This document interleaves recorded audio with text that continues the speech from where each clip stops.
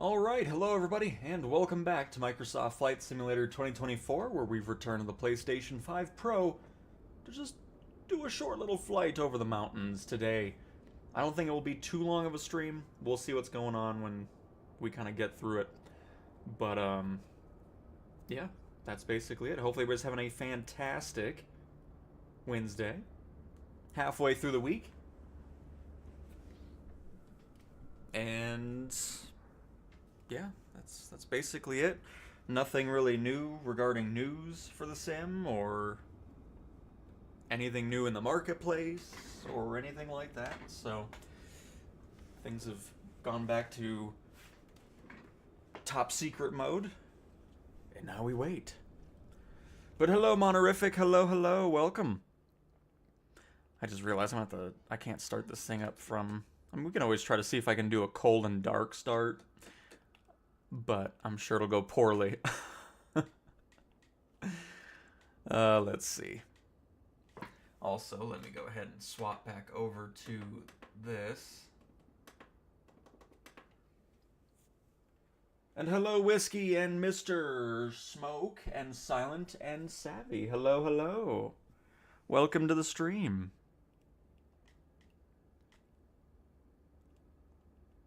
What is the checklist like? It's not too bad. Not too bad. Flight controls are free and clear. Blah, battery switch. Oh my goodness. Okay, so I'll be on. Because Quick Start does not work correctly on the 2020 version. Hopefully at some point we'll get the updated version. There's no update on that either, in case you're wondering about the AAU update. We are still... Fuel shutoff valve is open. This EFB keeps getting in the way. It's open. Pneumatic valve is not open. There we go. Air pressure more than 0. Okay. It's more than 0. Parking brake is set. Fuel selector is set to both. You see this? Isn't that amazing? That's not me doing that, by the way. It's just fun cursor stuff that doesn't want to get fixed. Beacon light is on, and other beacon light is on. Air anti-fire system power is on. Engine parameter gauge on. Fuel quantity indicator is on. Fuel meter gauge both modes switched. Or set to both, I'm assuming. Yes, it is. Fuel quantity enough for whatever. Yep, that's enough. Thank you. Prop RPM set to high. We are. Mixture set to rich. We are. No, we're not.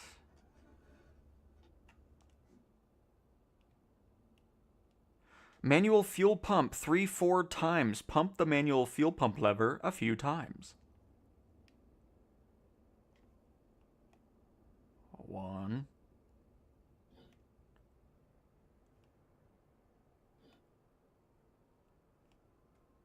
We'll go with 3. We pumped it. Prime the engines up to 3 strokes. None if the engine is warm.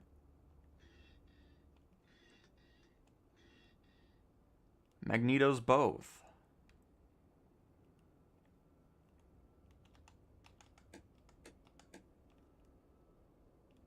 Starter master on. Starter switch spin up.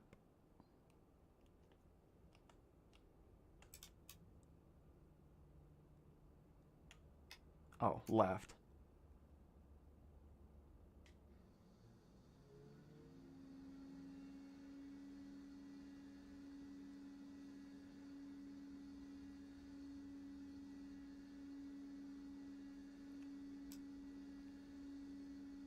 Monitor the ammeter as the flywheel spins up. Starter switch.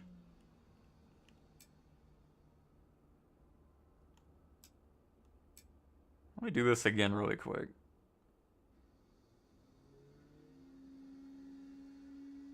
I'll probably do all of this and then it still won't start up right.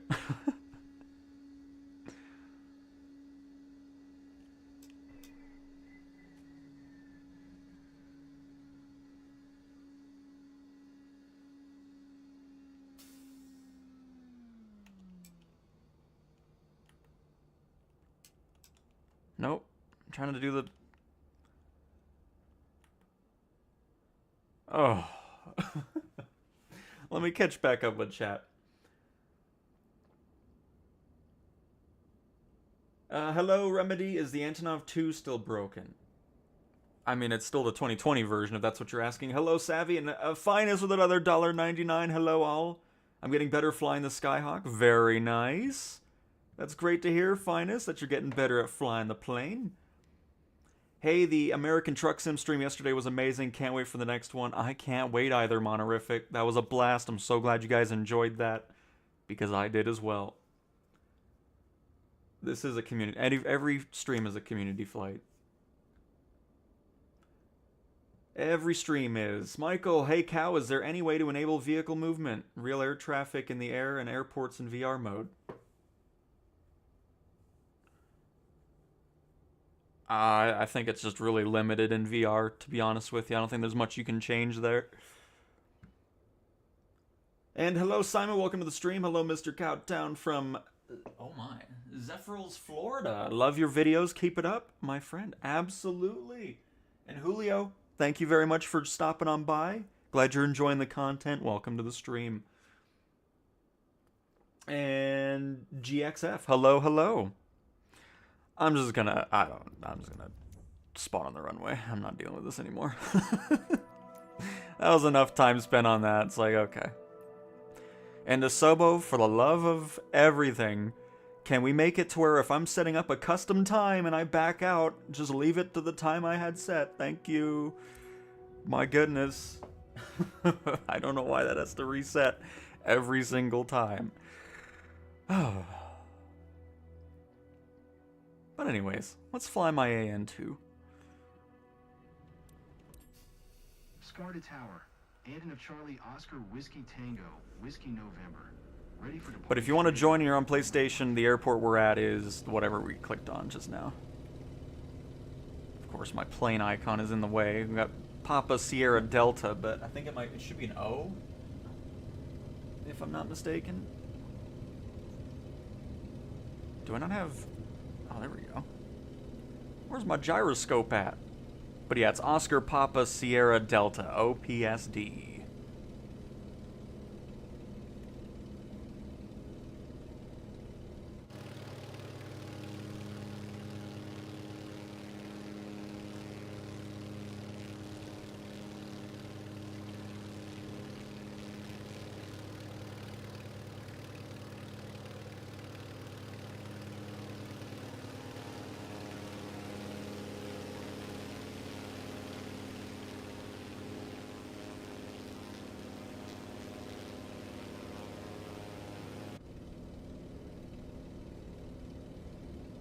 Did my first solo in the Piper this past week. Oh, very nice.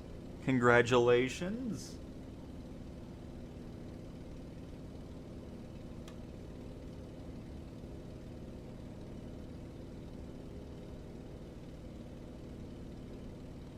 Very, very nice.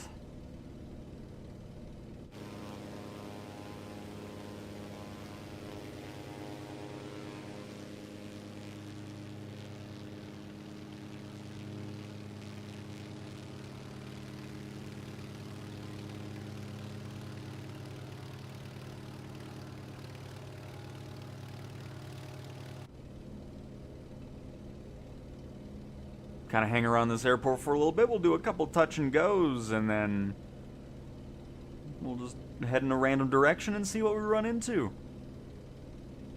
I'll try not to, Simon. Hello, CeeLo's. Enjoyed the Truck Sim stream yesterday. I did too. It was very nice.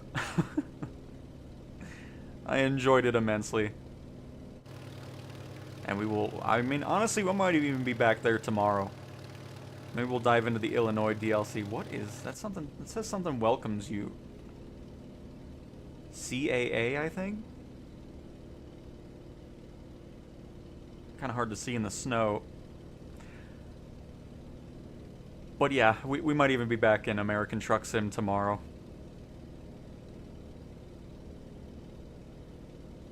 It was so fun getting back into that sim.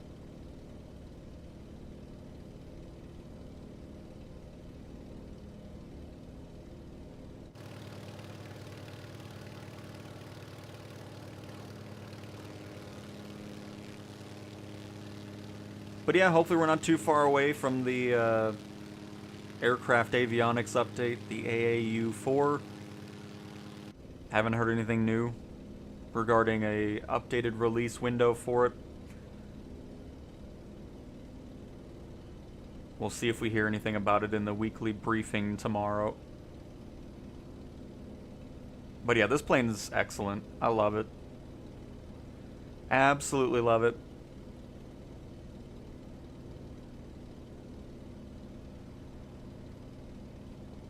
I was originally looking forward to using it in, you know, like, career mode and stuff like that, but man, my excitement for career mode has dropped off significantly.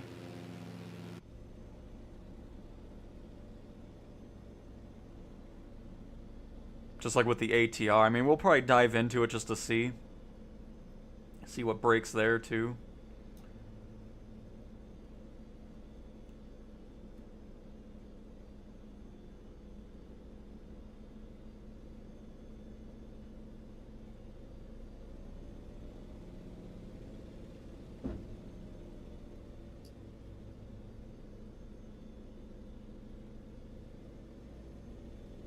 Kind of out of practice with this here. Yeah, I knew this was gonna be a crap landing.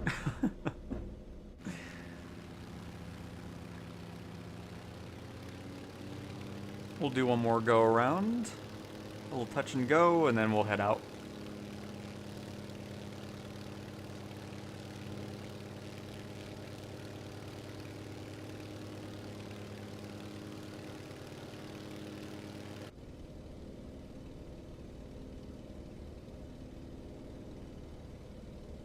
I'll be there, love the truck sims, nice. Yeah, we'll probably do that tomorrow. Because that way we can just pick off where we left off yesterday, and then head up into Illinois from, you know, going through Illinois and Arkansas and stuff. That'll be kind of fun. See what Chicago looks like in the sim. And then probably next week at some point we'll get things started in Euro Truck Sim as well.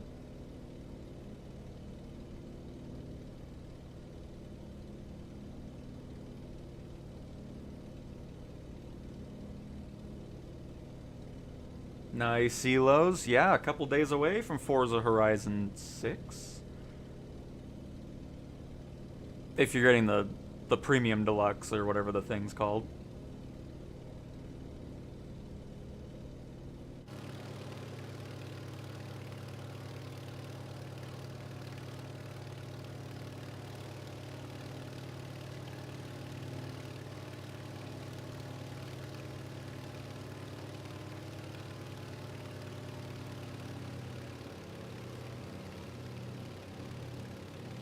They need to hurry up and release ATS on PS5. Yep. I mean, it's going to be awesome having that on console. Very much looking forward to it whenever it does arrive. Which, again, for me, I don't think is going to be till later this year. Late this year into early 27. But we shall see. Whenever it does, I will be picking it up. Currently doing a firefighting mission now. Very nice, Savvy.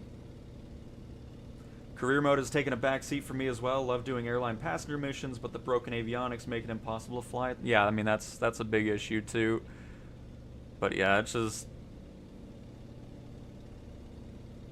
I've spent so much time in it, and it's just sad to see career mode be pretty much the exact same as it was when the sim released a year and a half ago now.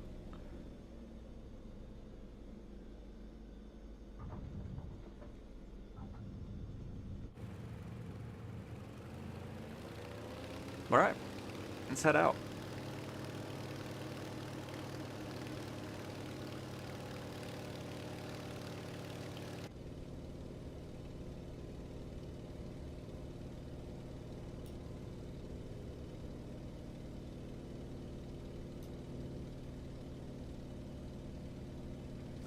And Ramit, hello, hello, welcome to the stream.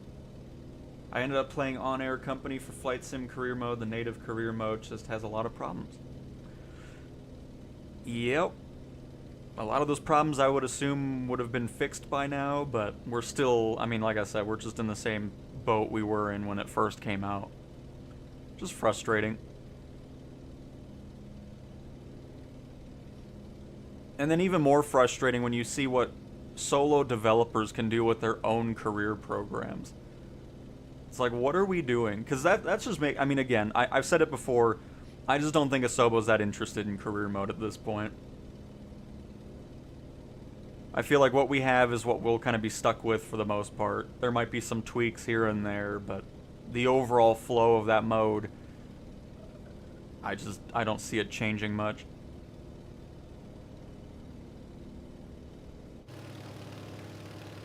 But whatever. I got FS Kingpin now, which is just such a great start to that career mode. I love it. I'm still hoping at some point that type of stuff can come to console.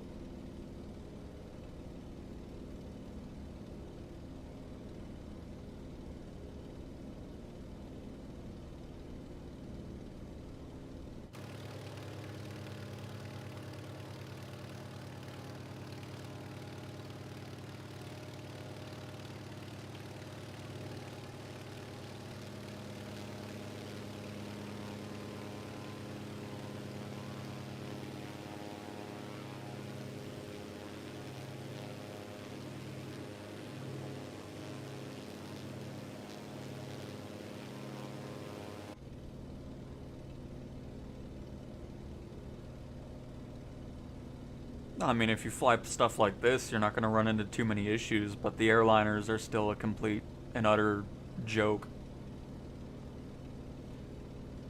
Happy Top Gun Day. Is it, David? I did not know, but happy Top Gun Day to you.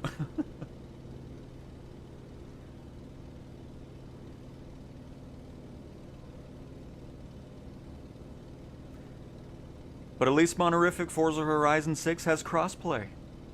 You know? That'll be pretty cool. Got the cross progression as well. Which honestly, for me, cross progression isn't too much of an issue. I mean, how many times am I going to buy a game on multiple platforms? Okay, Flight Sim's a different story. But for something like Forza or something, I wouldn't see myself buying it on multiple things. But if you are a type of person that's going to play on PC and PlayStation or Xbox and play whatever the case may be, it's still a cool feature to have, just in case somebody's needing it, you know?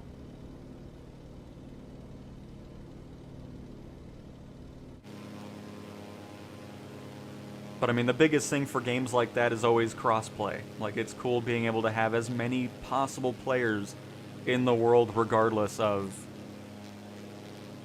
platform. So it's cool to see Playground is supporting that. Unlike Flight Sim that decided to pass on the crossplay. So true, On-Air generates missions depending on what airport you're at. It's baffling that native career mode doesn't do that, having to constantly transfer your aircraft. Yep. I mean, it's just... the more you spend with the third-party career modes, the more it just baffles you as to what's going on in the in-sim career. It's such a backwards way of doing it. So...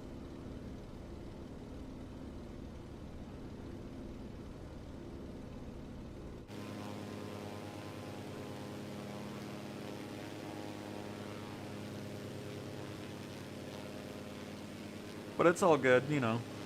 We'll get Flight Sim 2028, which will let us change liveries in career mode.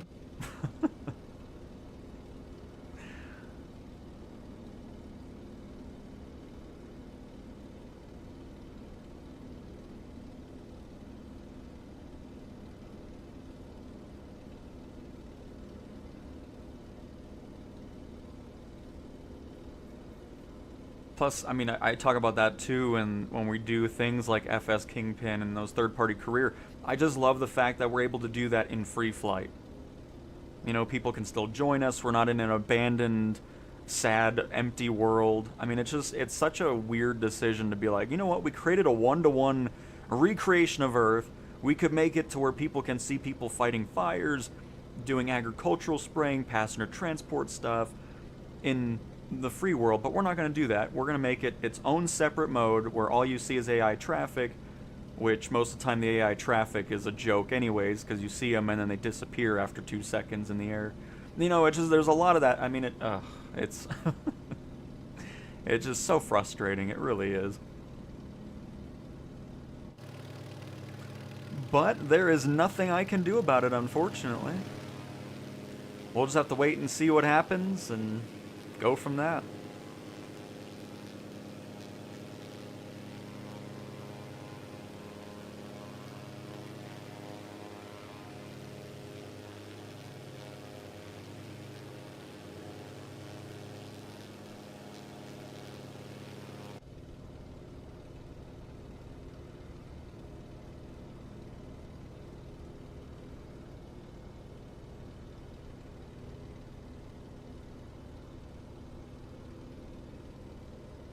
Yep, silos. I mean, it's just, I don't know. Just don't know.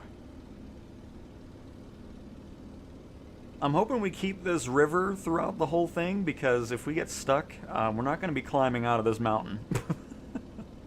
I can tell you that much. So I'm hoping we don't have to backtrack.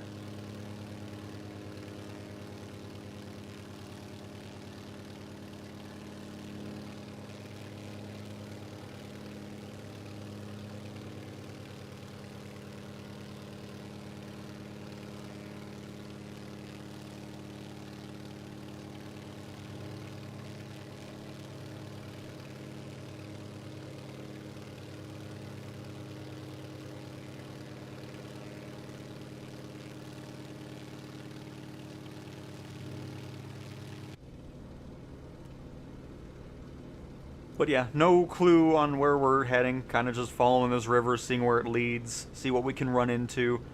We took off from Oscar Papa Sierra Delta, and then we just headed into the main crevice of the mountains over here, and went from that.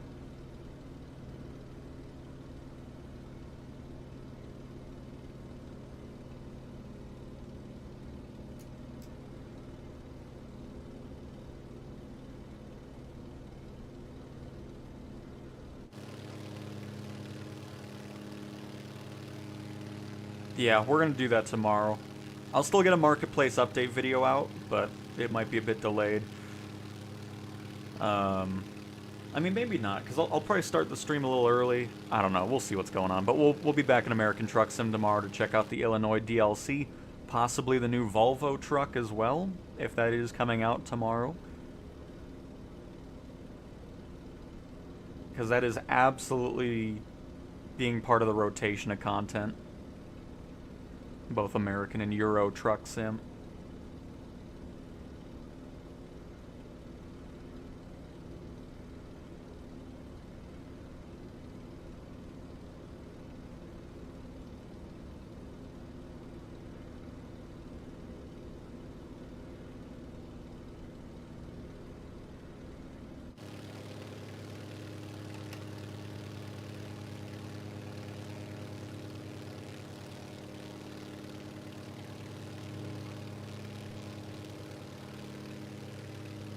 That's what I'm hoping for too, CeeLos, because I mean, if I could do FS Kingpin on PS5 and Xbox, utilizing the way that Volanta did their whole thing, would be amazing. I wouldn't even touch the in-sim career anymore at that point.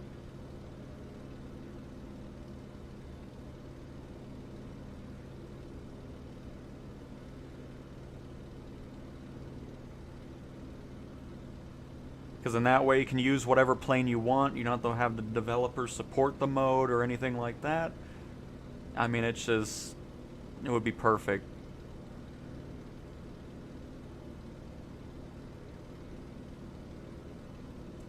My game's just crashed for the second time after I hit ready to fly. Strange stuff. Yep. There's a lot of that going on. I mean, SU5, I mean, that's... I mean... it's hard to be positive with SU5. I mean, it's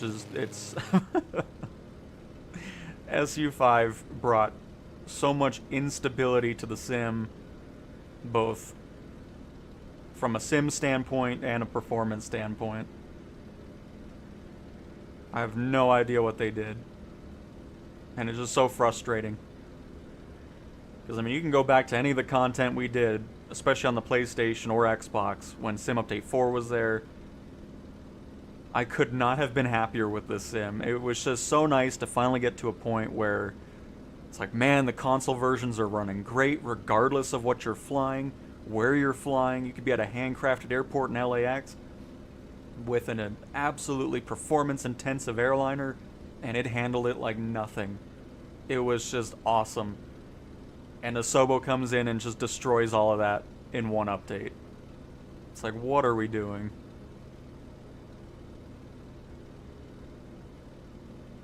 Just crazy.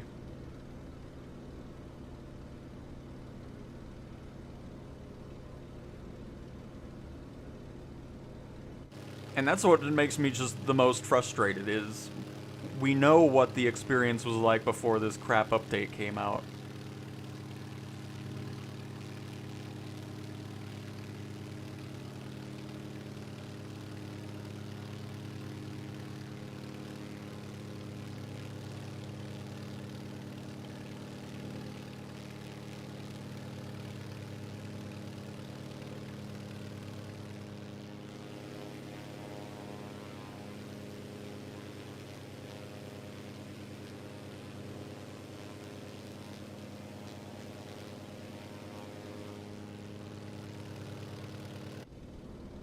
Hopefully with the Sim Update 6 beta, Asobo will actually listen to complaints that have been going on in the beta forums.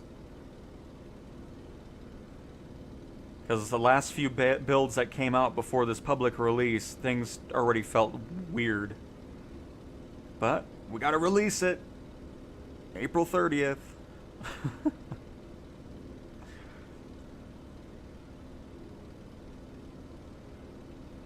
Craziness.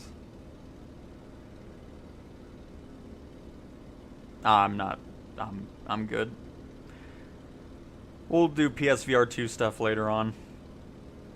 I just don't have any interest in it at the moment.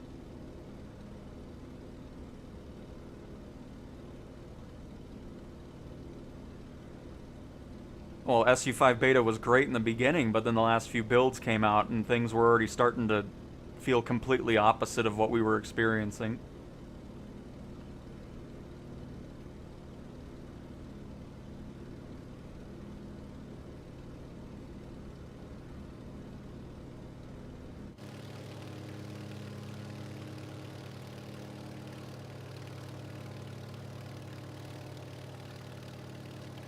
Welcome to the flight, Kiwi.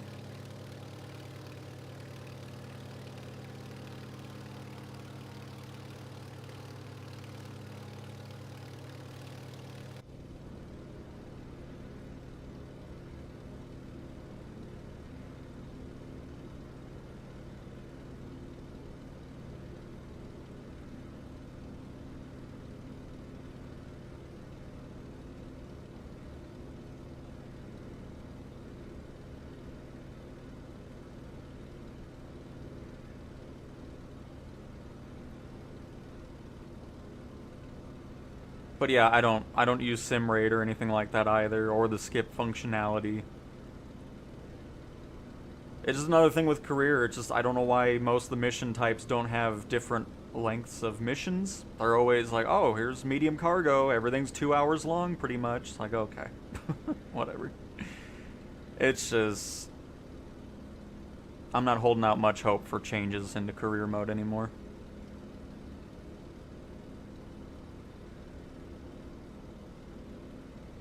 Hopefully Asobo can prove me wrong, but just the way that their attitude towards career mode during the developer streams and how basically uninterested they seem about the mode, that's why I don't feel like we're going to be seeing much change from there.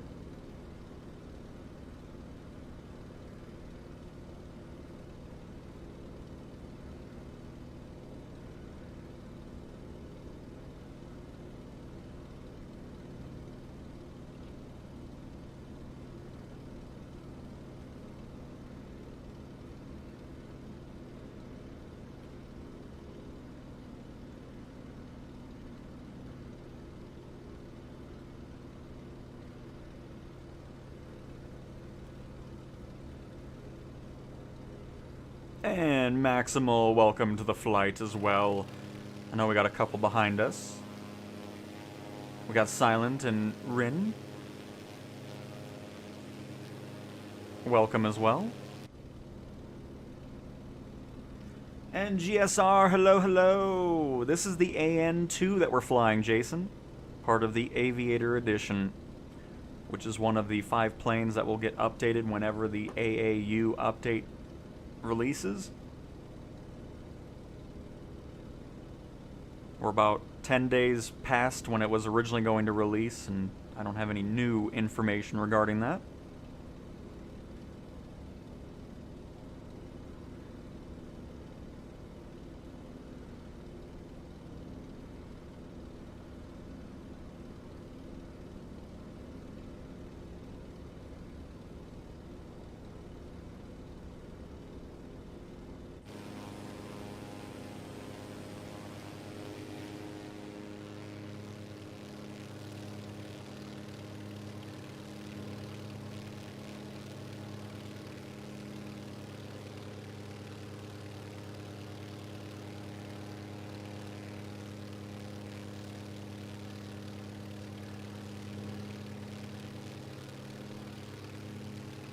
Oh.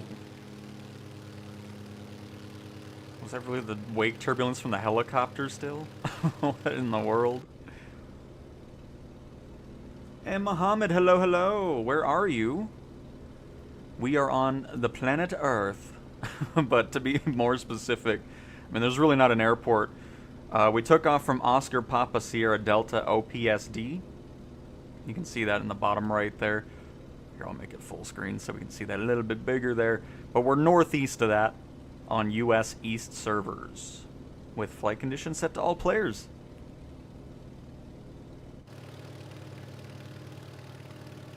But that is the nearest kind of point because there's no other airports around.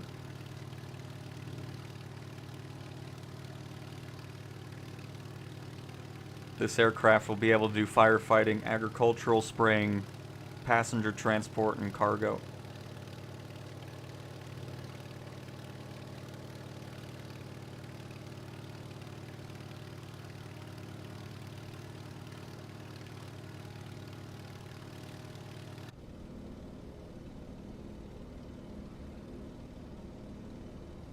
Oof. I don't know if it's just me, but these mountains feel like they're getting taller as we're going through here. At least we got this river with its broken walls to follow here.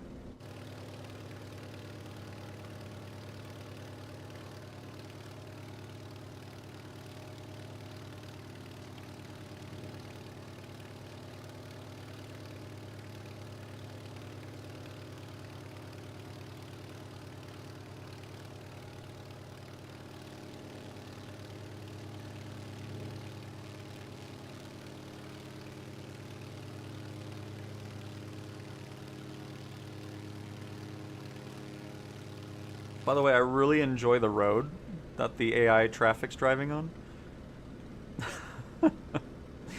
They're driving on vertical cliffs.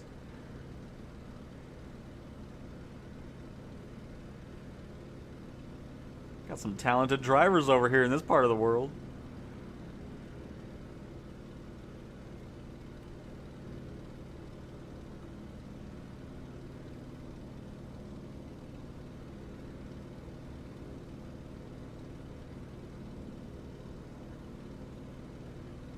Oh, I don't get it either, GSR. I don't know.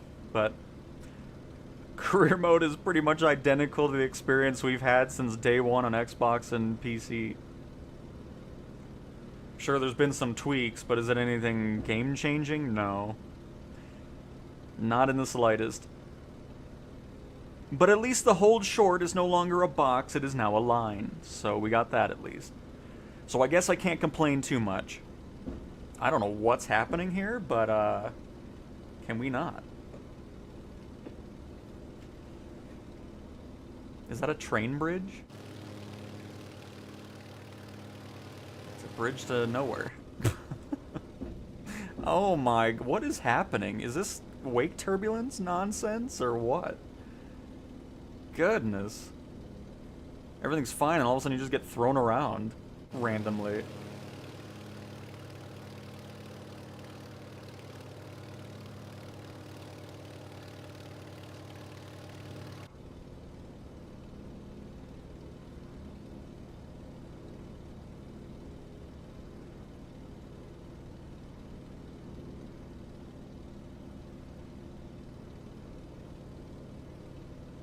Oh, for sure. I'm always a big fan of retrofitted aircraft.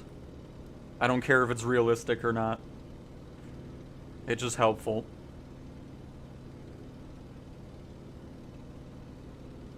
Because most of the time when there is a retrofitted plane, they do have a classic variation of it. So if you don't want to have the retrofitted GPS or screens, you can always take those out. But there's a few variations of this AN2 that do not work at all. So that's why I always stick with this one of the AN2.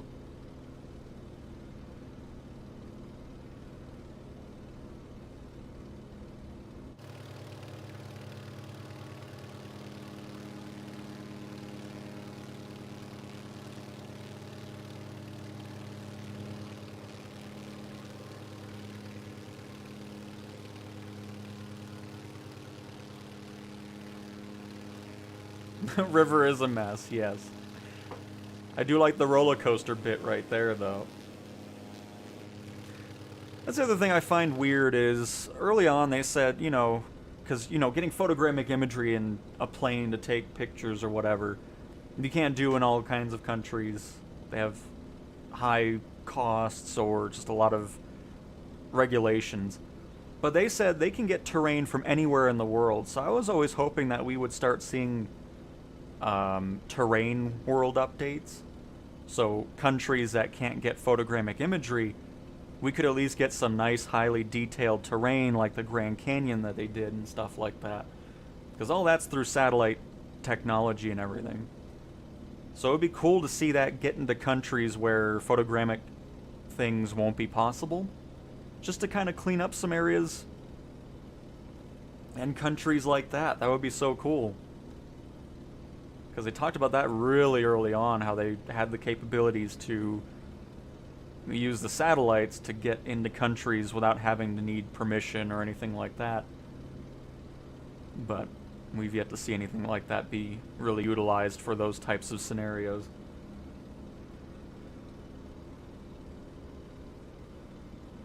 And Die Hard, hi Cal, thank you for keeping us all updated on Flight Simulator and keeping reporting those issues. I hope it improves eventually. I hope so too. I'm hoping we're not into another hiatus of information again.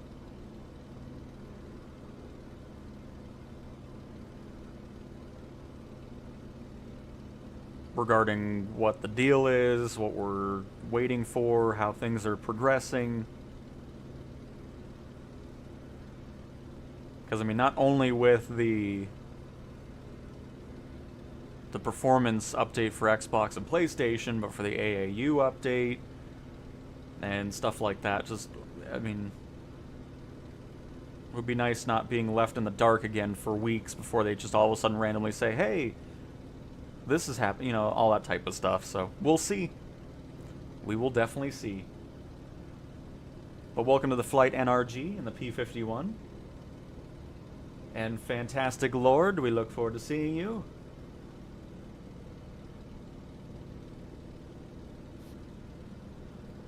Yup, Jason, exactly. I mean, I'm perfectly fine with having a retrofit in the older aircraft. And if they give me autopilot, that's even a bigger bonus, because I'm not going to sit here for a 4-hour flight hand flying the entire time. That's just not happening.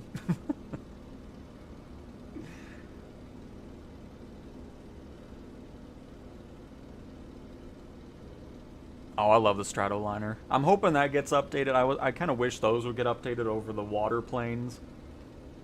I'm sure there's people that love the water planes. They're cool, don't get me wrong, but I think those 3 water aircraft could have been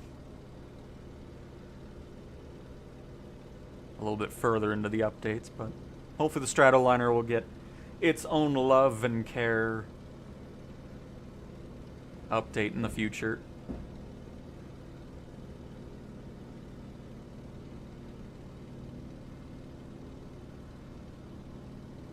I'm glad this one's getting an update, though. Because I never really flew this until I got the Aviator edition, and immediately loved this thing. It's just such a fun one to fly, fun one to land, and just kind of get familiar with.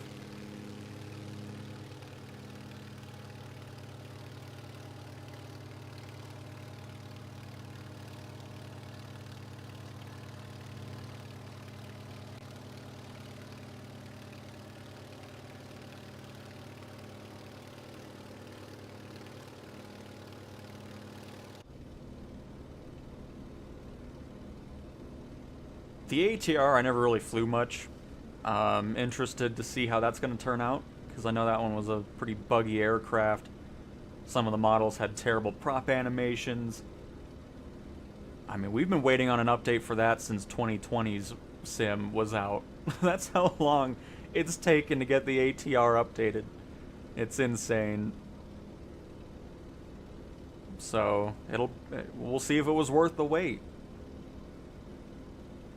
I still feel like if there wasn't an absolute backlash on the Sim Update 5 release, I guarantee you that update was going to release normally. But because of all the crap that they were getting, they're like, you know what? I think we should focus on making these planes a little bit better before we get even more people angry at us. I'd be highly surprised if it wasn't the reason that was delayed.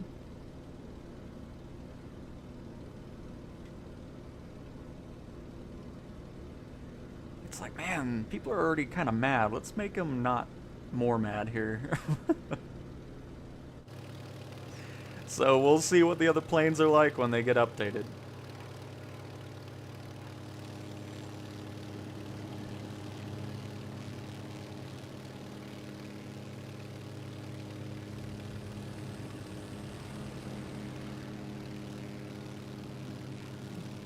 Is everything okay in the F-18, NRG?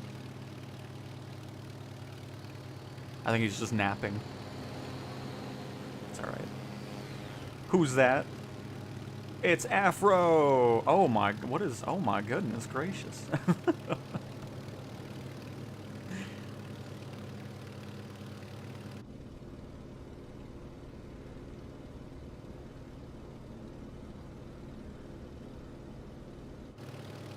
But welcome to the flight. Hey, it's NBA Quebec. Welcome to the flight as well. Very nice to have you join us. Do I own the SR-71? No, I'm not buying that again. No, bought it on the PC and Xbox, and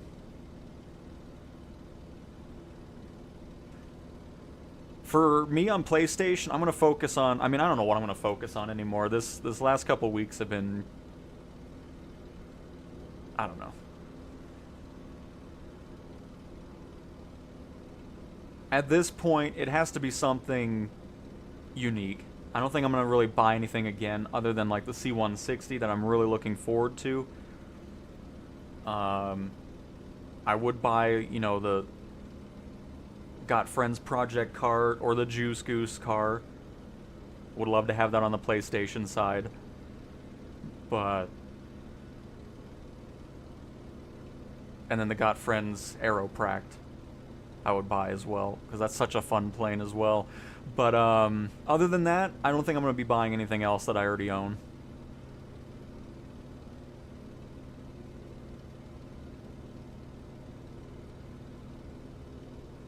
I kind of regret buying the Citation 10. It's a great plane, but I don't really know why I bought it. I just kind of bought it just to have something to showcase from the marketplace when it first came out, but I haven't really touched it since.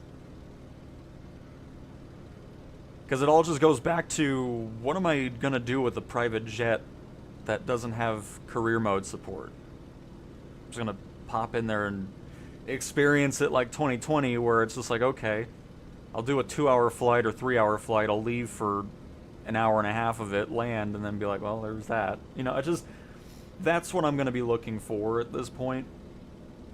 It's going to be something that I haven't bought before, except for those few examples that I said. But other than that, a lot of the stuff that I've purchased on the PC and Xbox side, I'm not going to buy again on PlayStation.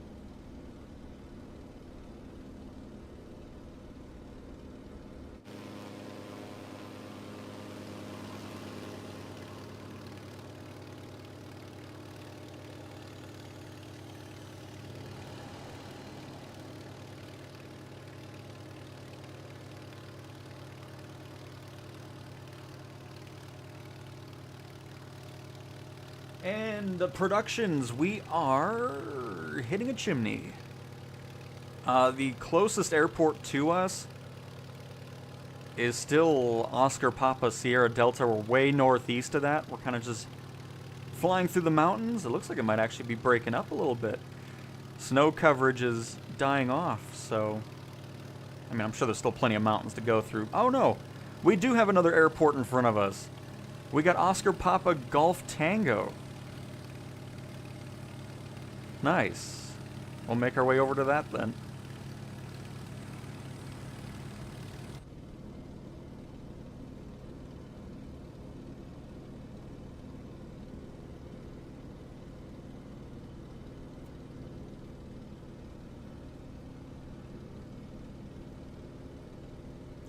I mean, if PlayStation ever gets the Airshow Assistant add-on, that has mid-air refueling that you can do with that. But as I've talked about, it feels very weird to me to not see airports, sceneries, livery packs, or those types of things. I'm not sure if we'll ever see them. I'm hoping I'm wrong on that. But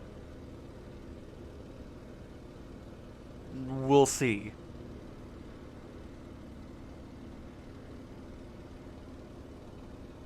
Because I really do hope that the marketplace is not just going to be aircraft and helicopters and nothing else.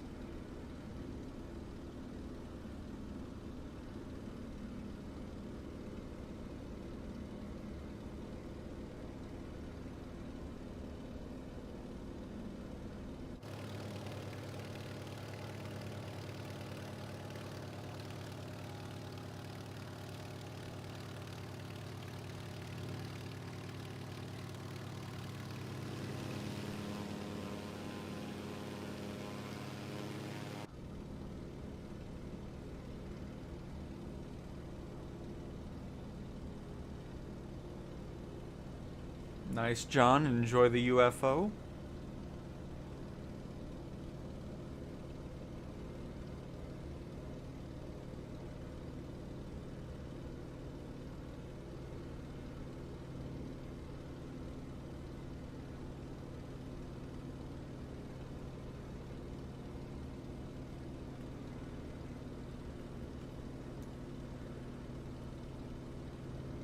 Regarding the marketplace, it's just another example where communication just sucks.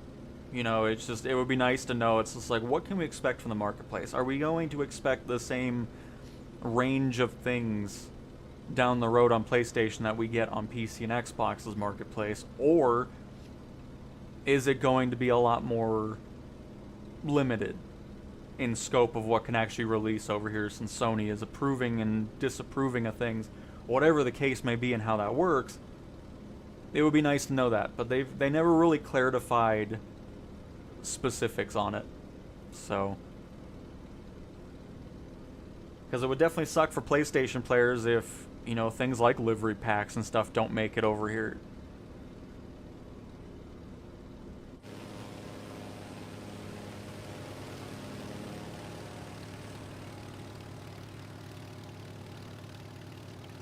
And I think we're going on a week now since the SR-71 released, or was it Tuesday? It might even be over a week since the last thing was added to the marketplace.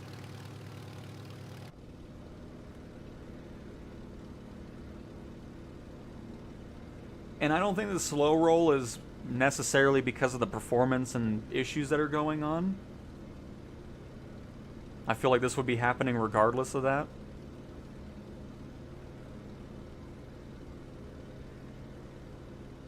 because at this point we still don't know what the release schedule's like. It's definitely just random at this point.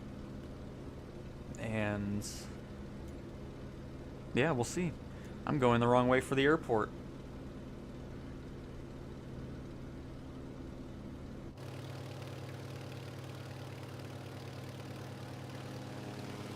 Turn it around. Wait.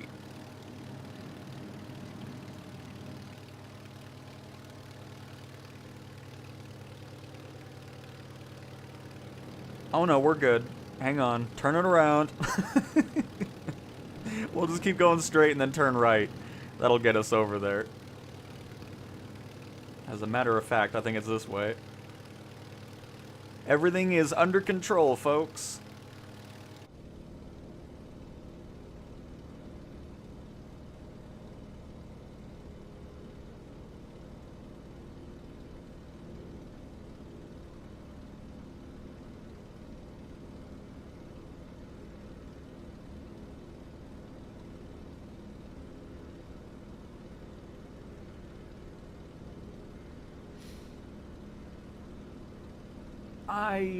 No, I don't think the exclusive stuff is gonna happen anymore. There might be timed exclusives, similar to how Forza Horizon's gonna be, where, you know, it does come to PlayStation, but comes out later in the year.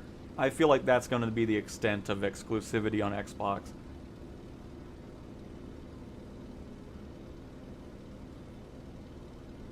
I don't think it's ever going back to full-on, you have to buy an Xbox in order to play this game. I mean, the whole strategy of being on handhelds, PlayStation, PC, and all that, I mean, that's just... They're too far into it at this point. Especially after seeing the money that they make when they go multi-platform.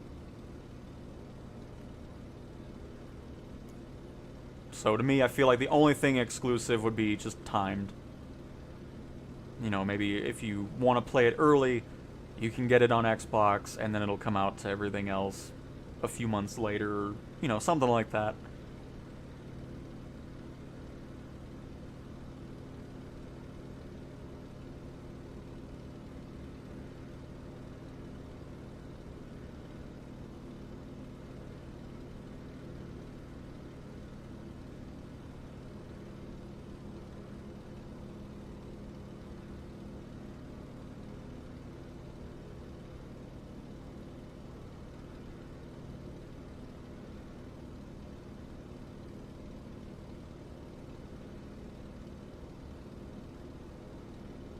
Well, it's funny to see that they switch CEOs, and there's just so much more excitement on the Xbox side.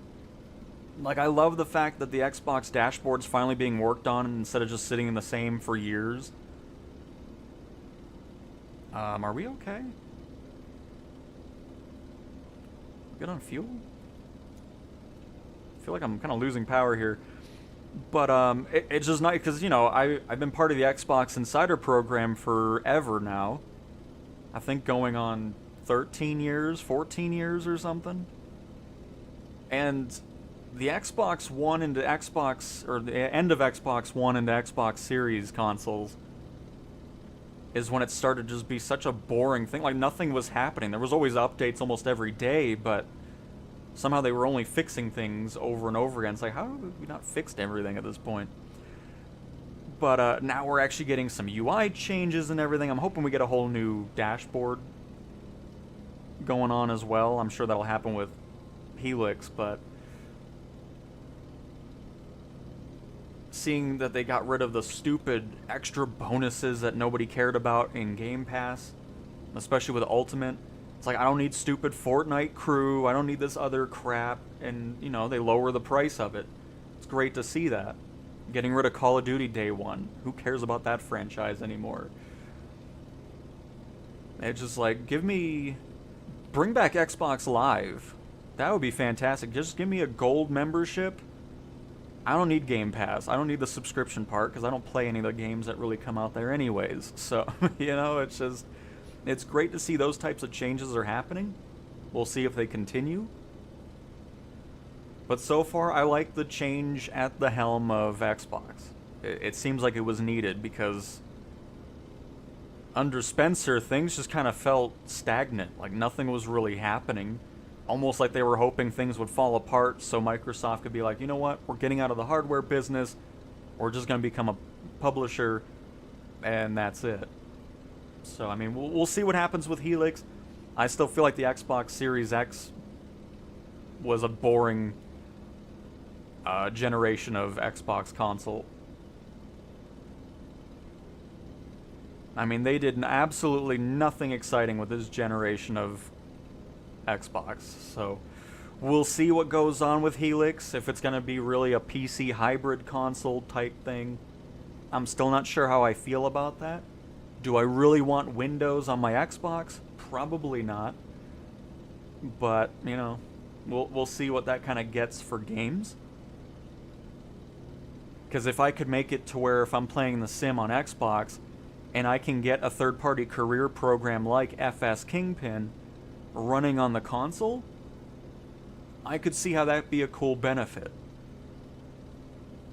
But I doubt it'll be that point. I mean, I don't know.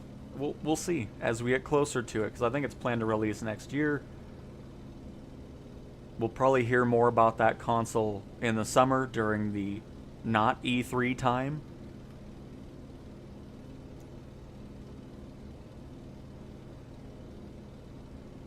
So we'll definitely see.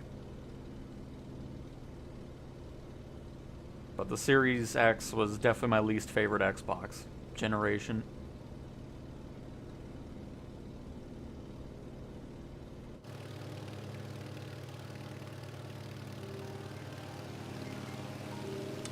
What is happening?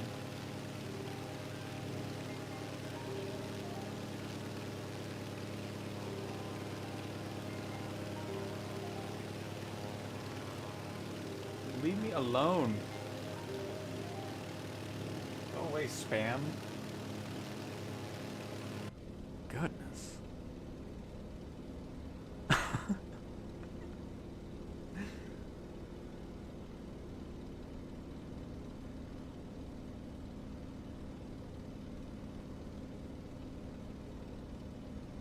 Yeah, I mean, the dashboard's pretty much been the same for a long, long time, for sure.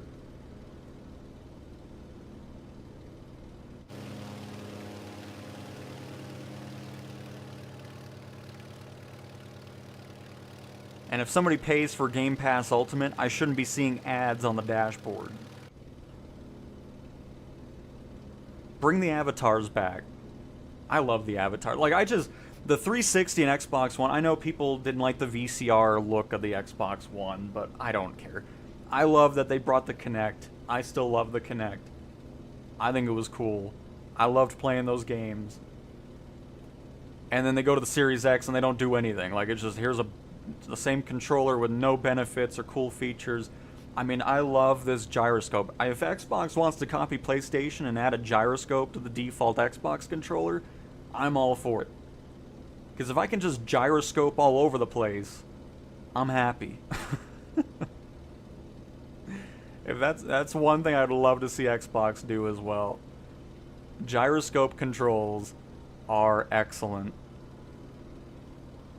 It is so cool, and I want it on Xbox as well.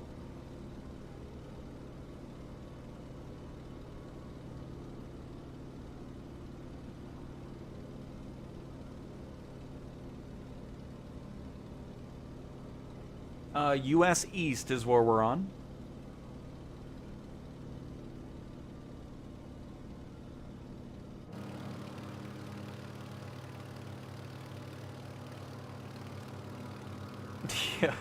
Yeah, the fridge. Oh my goodness. It's unbelievable.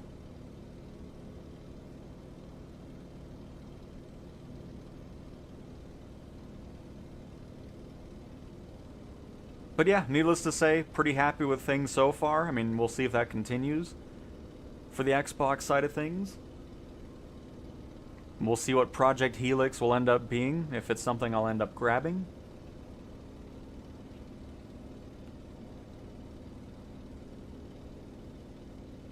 Does it say Pakistan?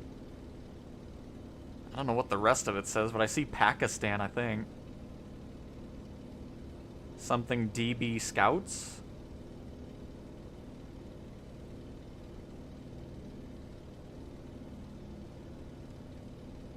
Interesting.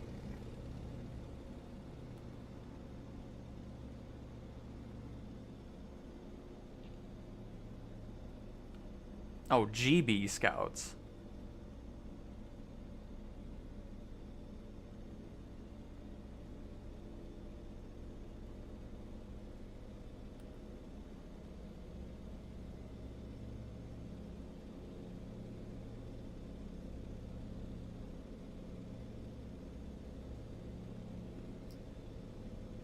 Get some flaps going. Quite the approach in here. Hug the mountain. It actually looks really cool having the runway right there and just mountains everywhere.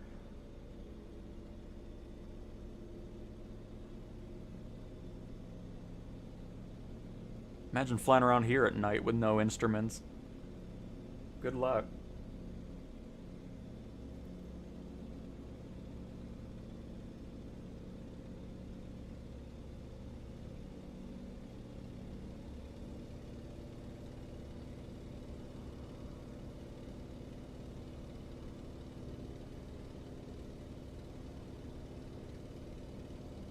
I bet that new Xbox is going to be around 1,000 plus.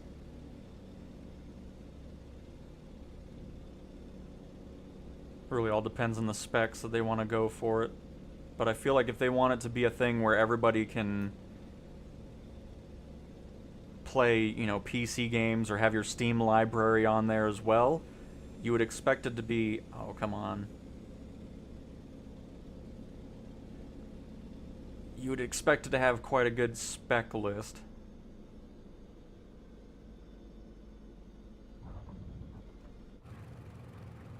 Nice.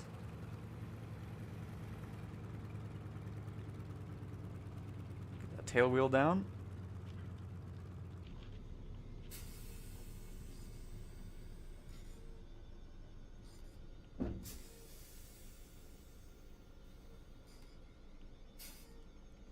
Why have I never heard the brakes doing that before? That's actually kind of cool. Oh, there's a taxiway here. Okay. Perfect. But yeah, I don't know. I've flown this thing a lot. I've never heard that before.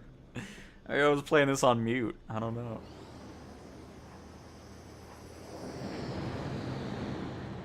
Hey, it's Lincoln. Welcome to the flight.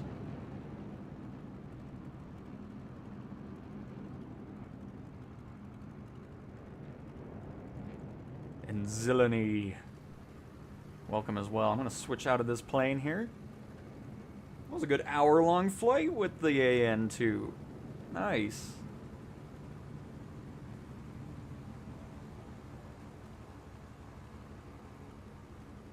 Got some satellite imagery planes.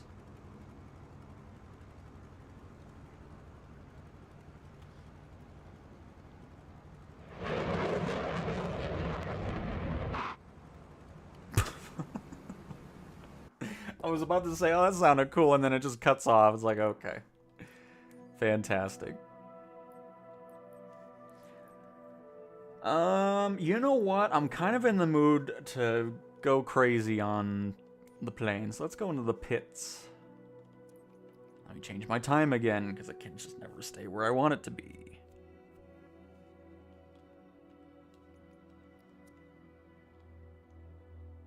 And there's no parking. Okay, I'll make my own.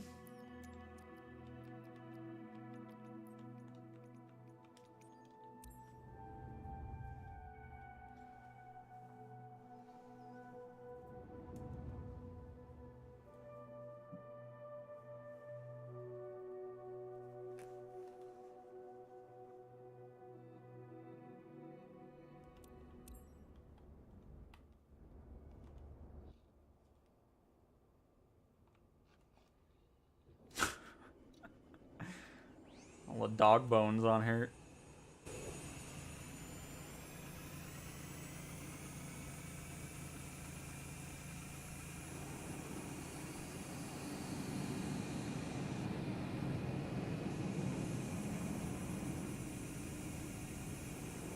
There it is.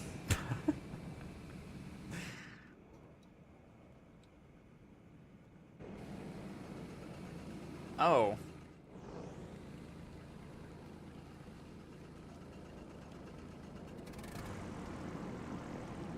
Uh-oh. I think that's everything.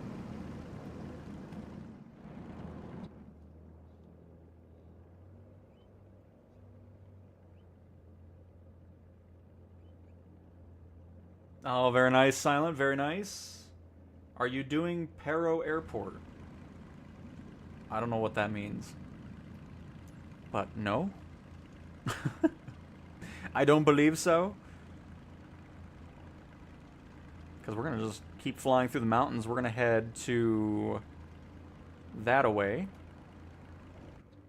And see what we run into. We're going just a little bit faster. And a little bit more chaotic.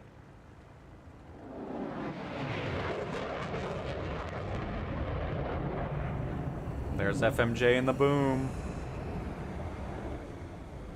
And there go my frame rate. And it's back.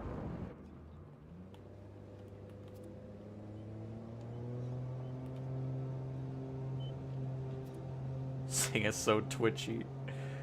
Oh, crap.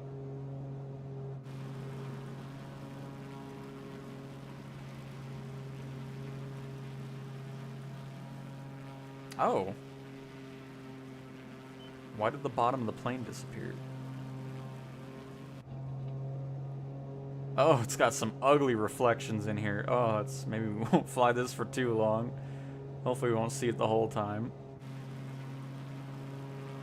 Eurocopter still doesn't have properly animated blades in multiplayer. Craziness. Oh my goodness.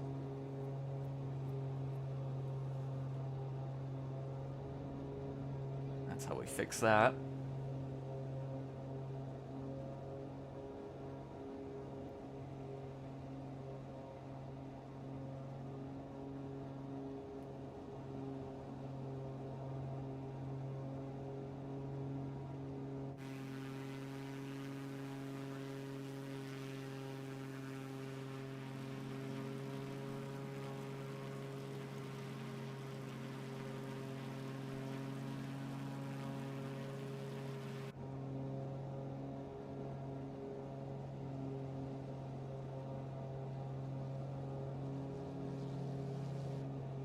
Oh, P-51 saying hello.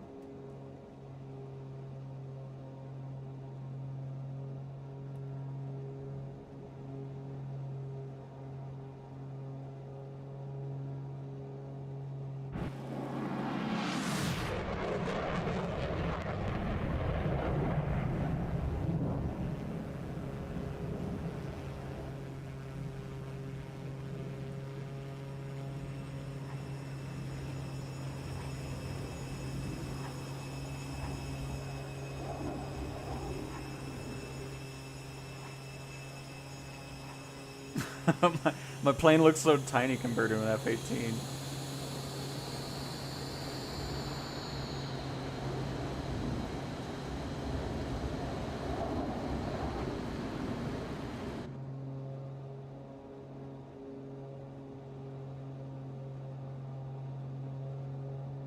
And Jadu, I'm doing alright. Hopefully you are as well. Welcome to the stream.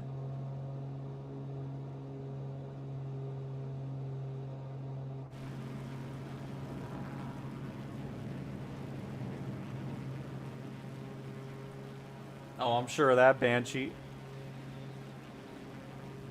Do I really not... What is happening with the...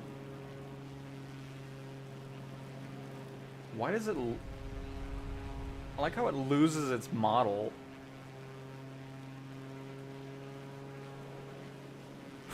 What in the... Oh, goodness gracious.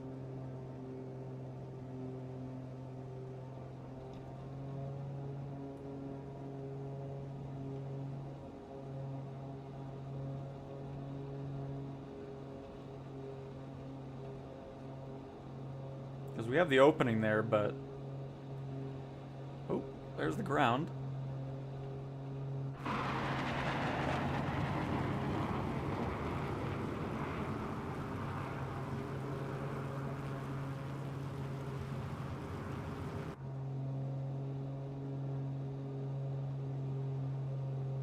Yeah, it loses the entire panel at a certain draw distance for some reason. Same with looking above it. Sometimes this goes completely open.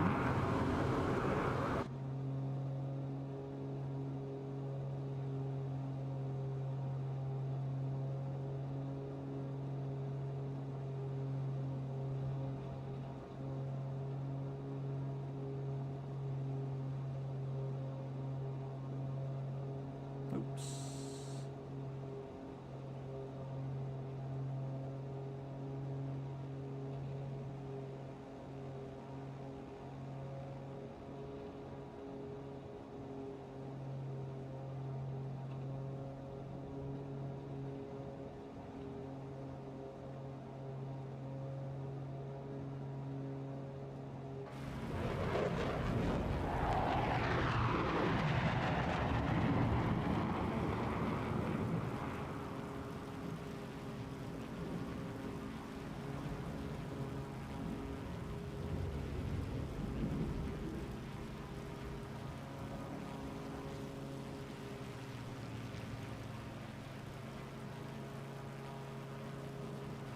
I mean, the 787 is not great. It needs a lot of work, especially if you're wanting to use it in career mode. It's quite a mess in there. But I mean, if you want to just have it already at a discounted price, because the other planes in there, there's some great ones. But if you're just going for the 787. I would honestly just wait for an update to come out, because then at that point it should pop up into the marketplace as an individual purchase. But yeah, I mean, it's up to you. Oh, I was sitting on my leg wrong. Oh, goodness.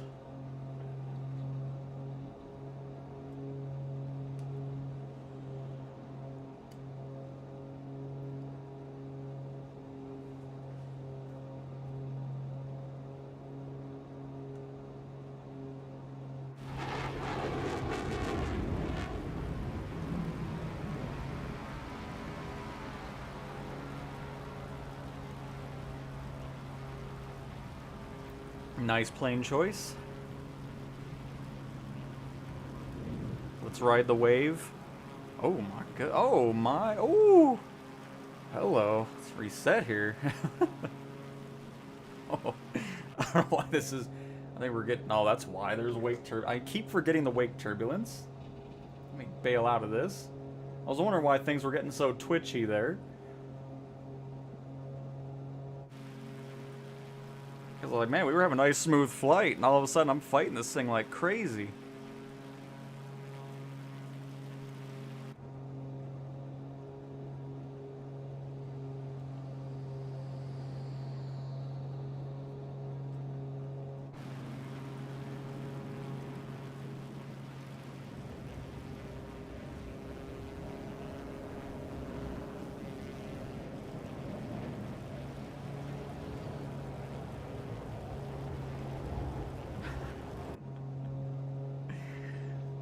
This thing, man.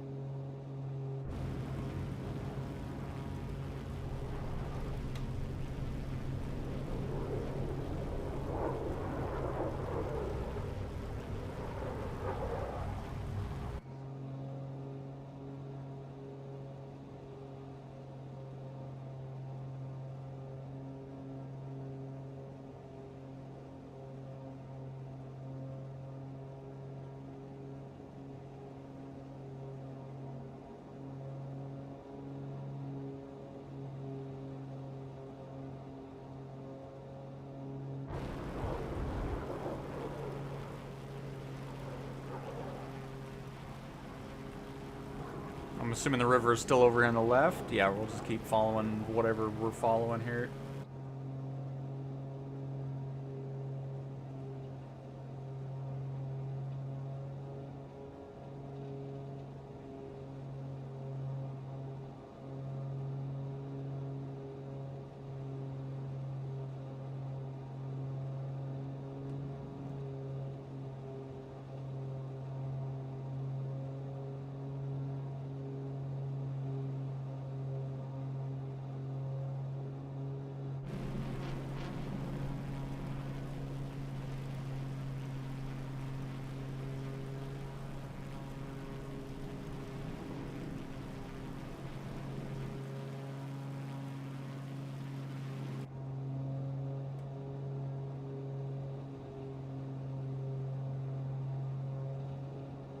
It is always fun to bring this one out from time to time. Just have some low flying fun.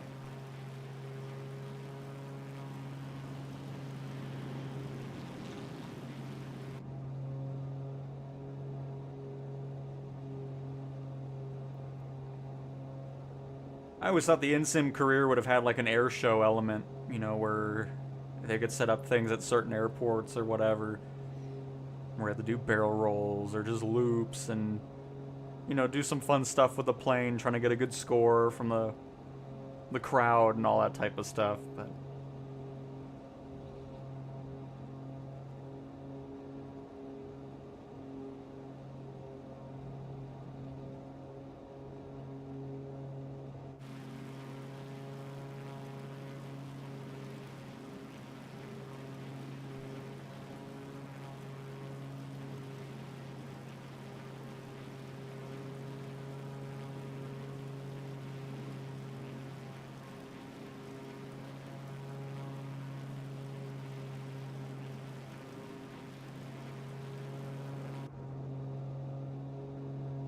gotta be careful with the water here because there's so many different like elevation changes on it.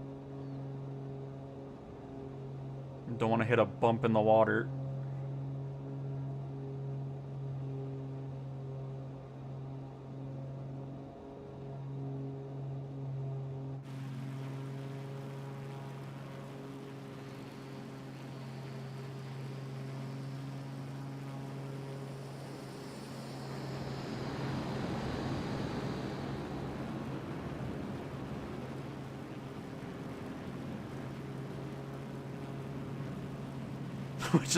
Which sounds really funny to say, a bump in the water. Oh, hello. Our wing touched the water a little bit there. Speaking of bumpy water.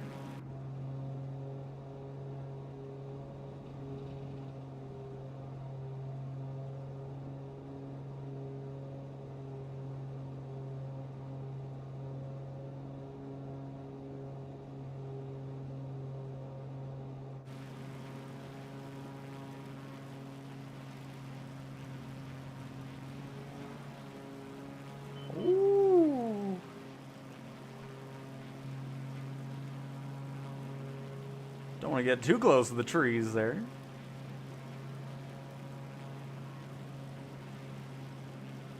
Why isn't this plane in the challenges? That'd be fun. All we get is the P-51, the Albatros, F-18.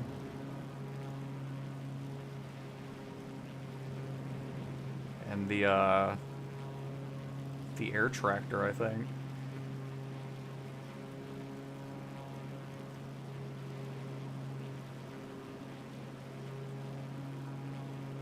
I haven't done that in a long time either, the weekly challenges.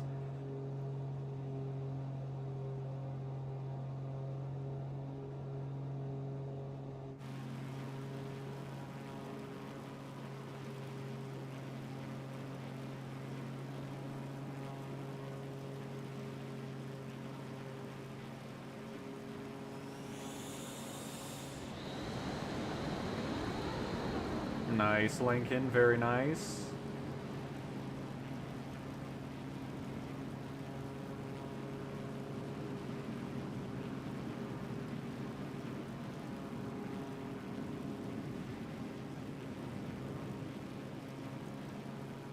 Oh, let's see if the bridge has any hit. No, don't have a hitbox. Oh, I don't know what happened, but it didn't crash us, so I'm happy with it. I was worried it was going to be one of those bridges with a hitbox under it. That would have sucked.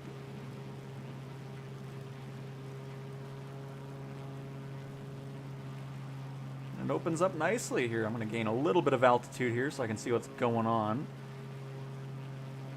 Oh, is there actually an airport? A little dirt runway or something?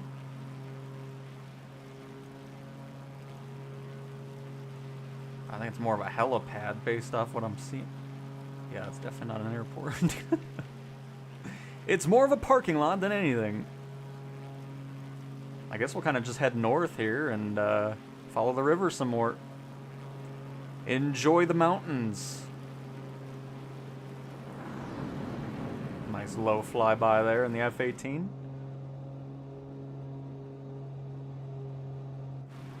And money, nice. Hopefully you're having a delicious lunch. Welcome to the stream.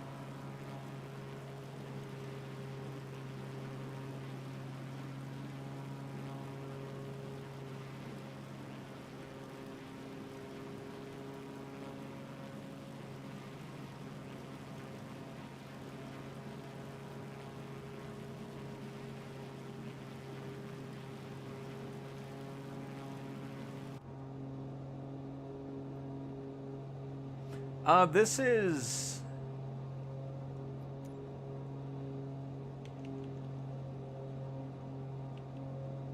There. I honestly don't know where I am specifically. But if you spawn over in Oscar Papa Sierra Delta, that's where we started this off, and we were just kind of hitting the mountains through there. And it has been a lovely flight through the mountains. We started off in the Antonov AN2, and then we swapped over to this to have some little low-flying shenanigans going on here. I'm not going to risk it. I think that won't have an invisible wall.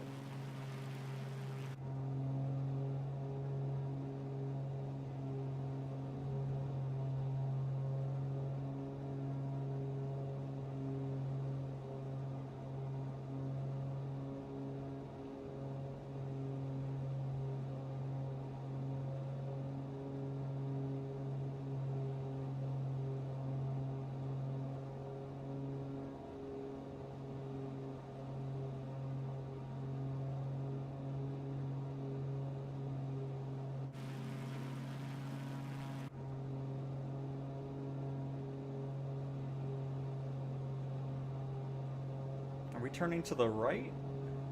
Yes, we are. Just wanted to make sure.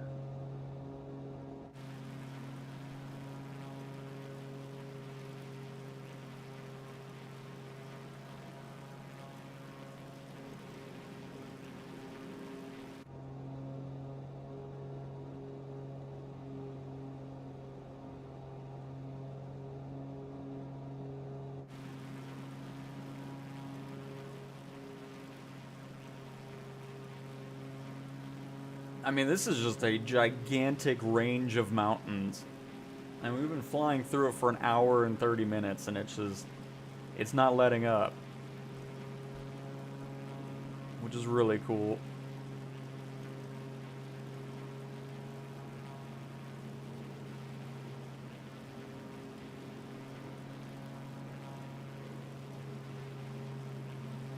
Flight sim posted, and it's the community flight. Do not care.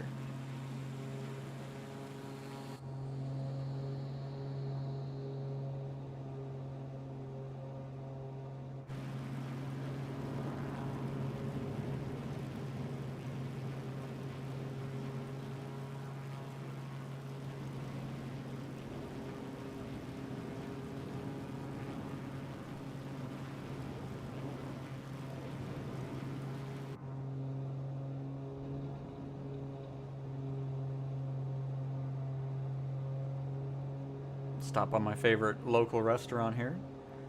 They always like to hand out the bag from the window, so we just do a quick little pass over and grab it. throw the change out the window.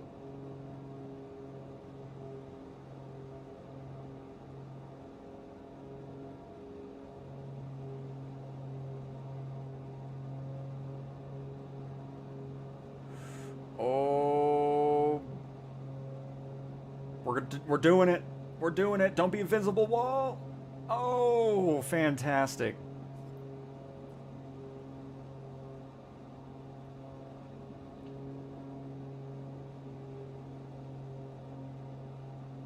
That looked quite scary in first person upside down.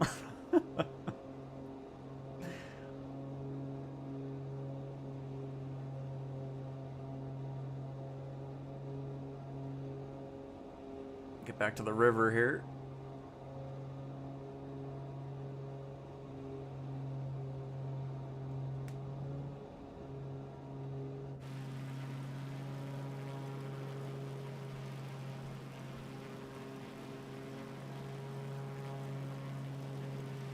Oh, we're running out of snow again. Going into some more drier parts of the mountains. Nice, Lincoln. Oh, very nice.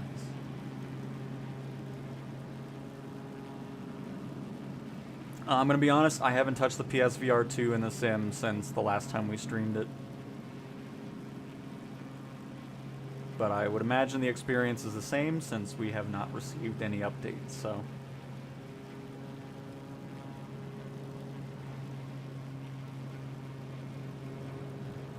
But yep, I haven't touched it since.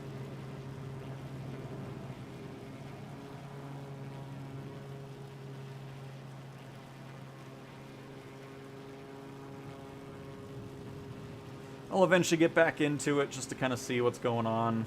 I'll try to use the VR controls again because I just wasn't too much of a fan of that. I was always just flying with the gyroscope and the DualSense.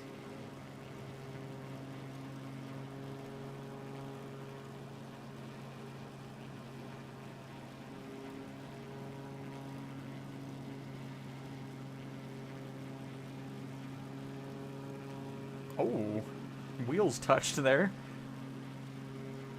A little touch and go on the extreme side of it. Just trying to watch out for any random pop-in trees or something. But so far, so good.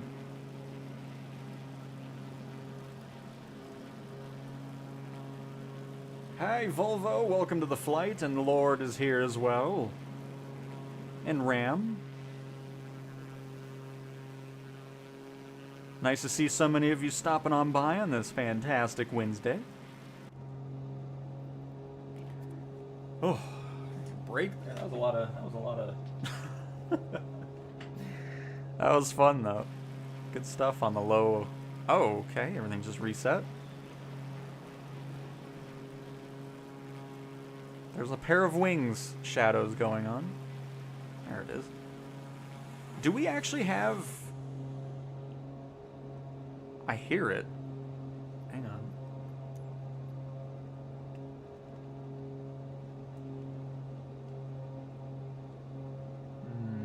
I think it's supposed to have smoke, but...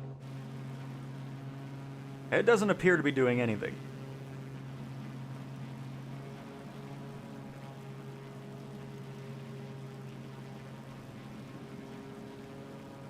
Rainy day. That's a perfect day then, Taco. By the way, are we popping towards an airport by chance? Not really.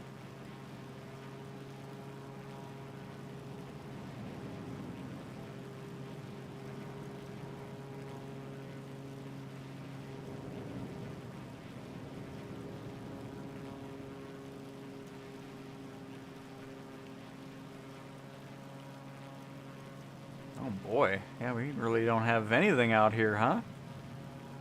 Now we're really out in the wilderness. Uh-oh.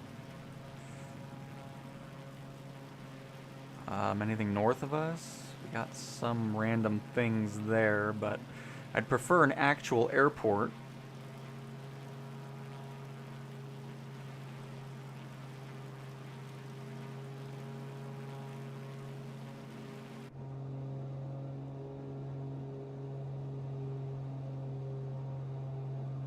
Perfect silent, thank you.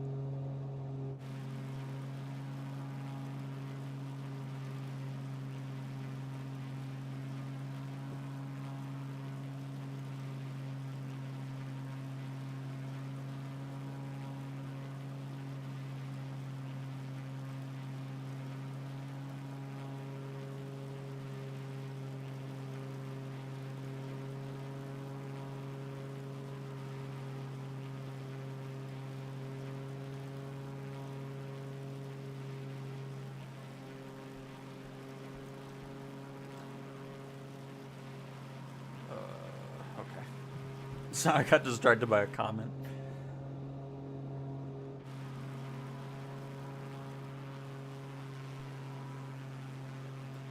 That looks nice. At least the river doesn't look so crappy over here. It looks somewhat decent.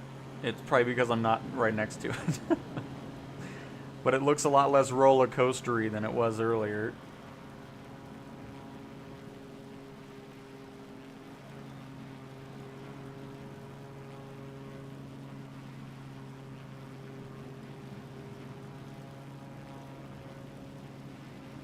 What in the world?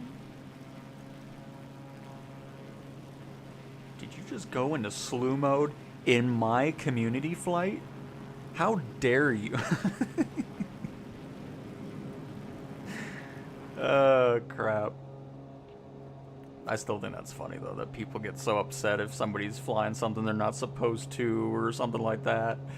It's like, oh, goodness.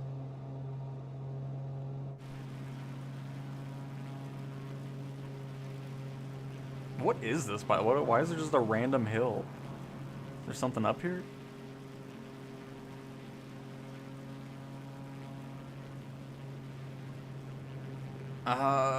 Ooh. I think that, oh. I was gonna say, might be a good spot to do a little landing here, but it might be bumpy down there. We'll try it out. Am I playing with the HOTAS 4? Nope. All of my gameplay, even on PC and Xbox now, it's just controller.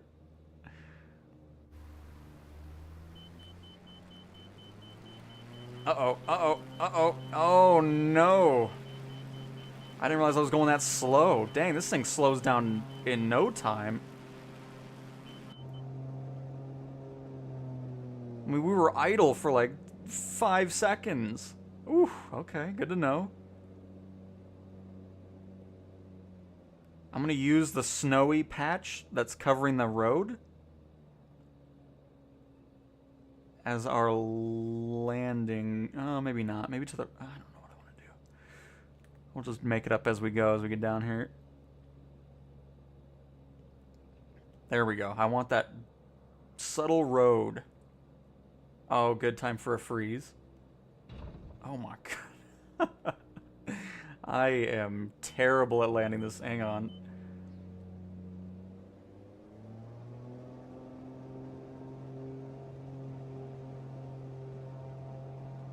Like the fighter jets, I just fly them around very well, and then when it comes to the landing side of it, everything falls apart. I mean, it never helps if you're not familiar with it, so you're not really... Because as you get more practice with it, you kind of know where you want to be speed-wise. We obviously don't have flaps here, so you wouldn't typically land this plane out in the middle of nowhere, but we're doing it today. So I'm going to keep a little bit more speed than I think I need, because this thing likes to drop out of the sky pretty fast.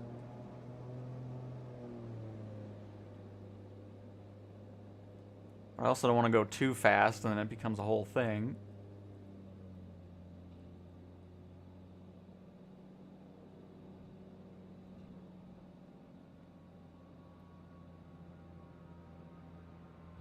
Like that. Yeah, see, that's too fast.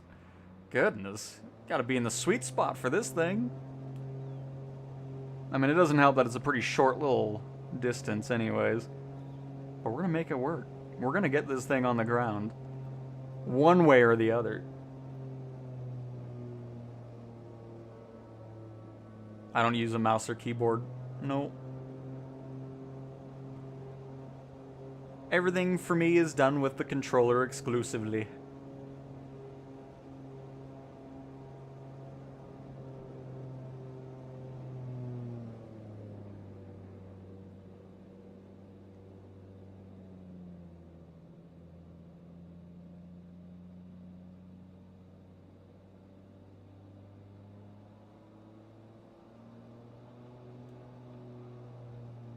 Oh, okay. Now it's snow. That's great. Thank you, Sim.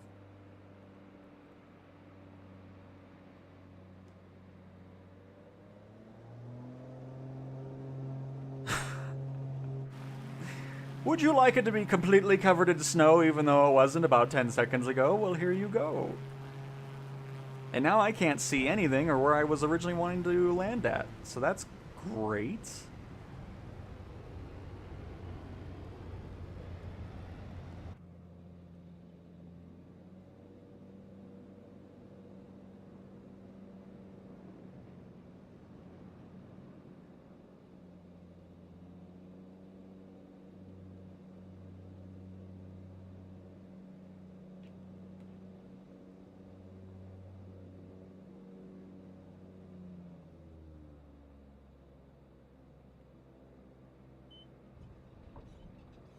Oh, of course, and I immediately hit a huge hill because I can't see crap. This thing just... Oh.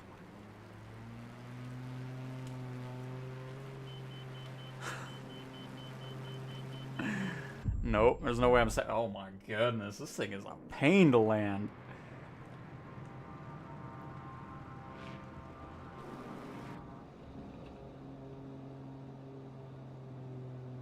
Doesn't... Here, I'm gonna change it because I can't see where the hills are now because this decided to just change my weather for some reason.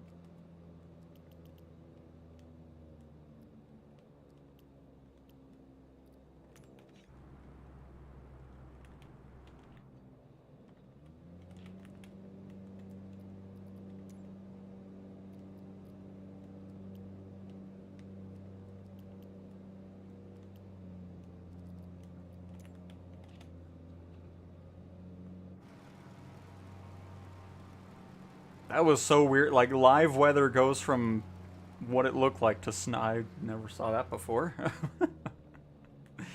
Very interesting indeed.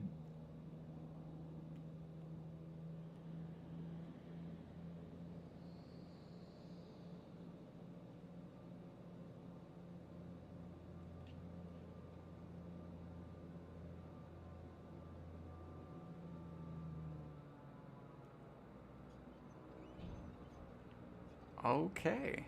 Maybe I have to go for the top of the hill, because I'm not going to have much luck on the bottom at all. Oh, there we go. We're here. Good enough. Yeah, I should have went for the... Oh, even the top is still a bit bouncy for this thing, since it's such a short little landing leg.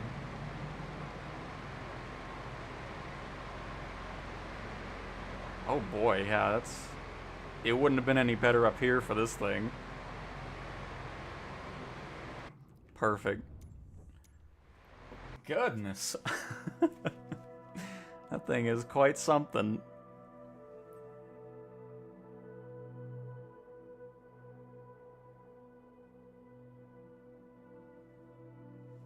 Moving pitot covers and chucks is the hardest, but in cockpit it's not that bad with controller only.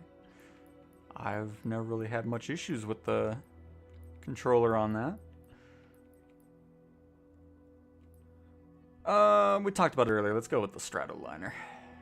We'll do a little bit more, and then we'll wrap up on our next landing.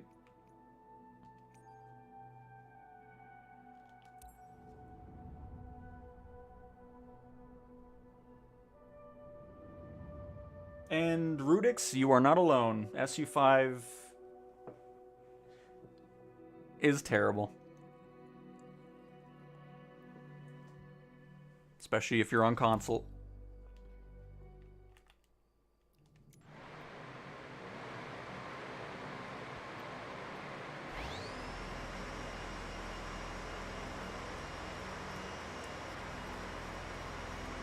Nice. Love seeing a C-17.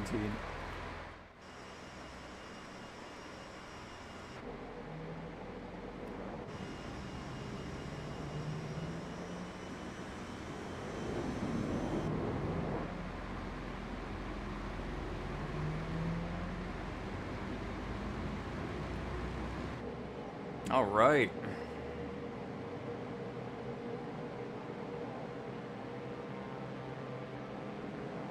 I'm sure this will go perfectly fine and there will be no issues whatsoever.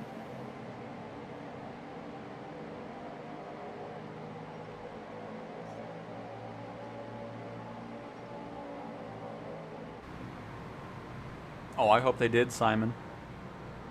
I hope they did and they enjoyed every single moment of it.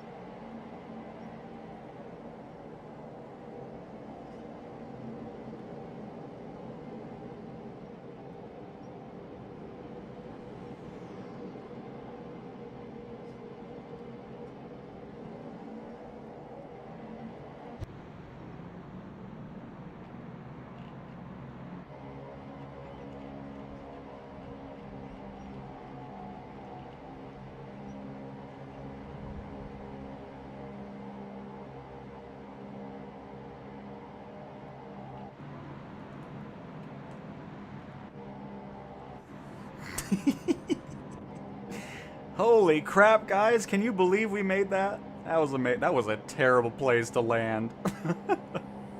There were just so many bumps everywhere. Holy crap.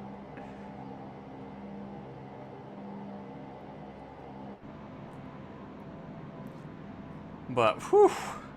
Fantastic, folks. We made it out of there perfectly. No slew mode needed there. An absolutely beautiful takeoff. But out of the standard helicopter, I mean...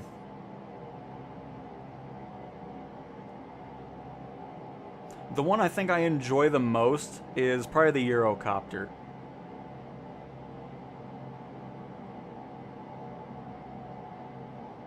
The H-145. The H-125 is okay, but I hate that bobbing up and down it does. It's always annoying to look at. I do enjoy flying the Bell 407 as well.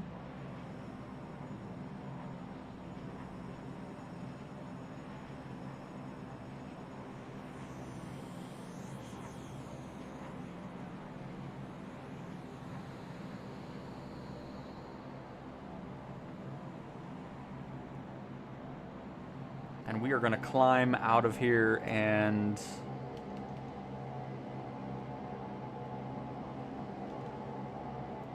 head to Oscar Papa Sierra Sierra, APSS. That is where we're going to be heading to. So at some point we'll turn left, but we're going to just slowly make our way and climb up and get away from the river. And were you able to get an A on the turboprop rating? I'm pretty sure. I'll have to look, though. I'll check it out after we land this in about probably 20 minutes time or so.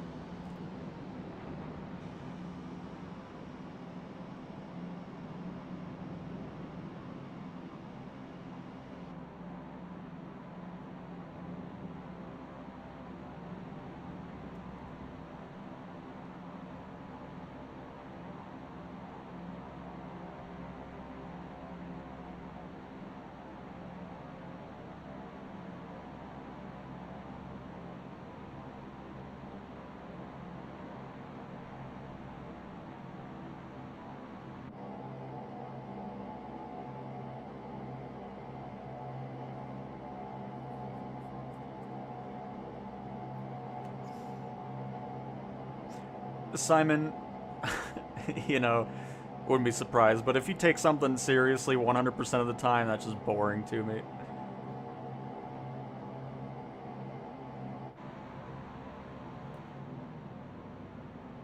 That's why when there's community flights with rules and everything and what you're supposed to fly, it's like, how dumb is this? I mean, ugh. That's why we're here to have fun. If I want to be realistic, I'll go fly a plane in real life. You know? I mean, people that take simulators 100% serious, it's like, okay. Boring.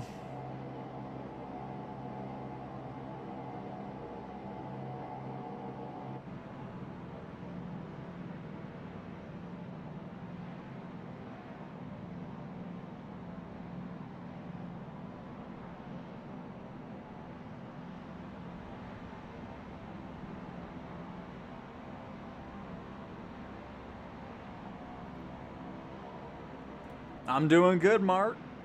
Doing all right. Hopefully you are as well on this fine Wednesday. Welcome to the stream.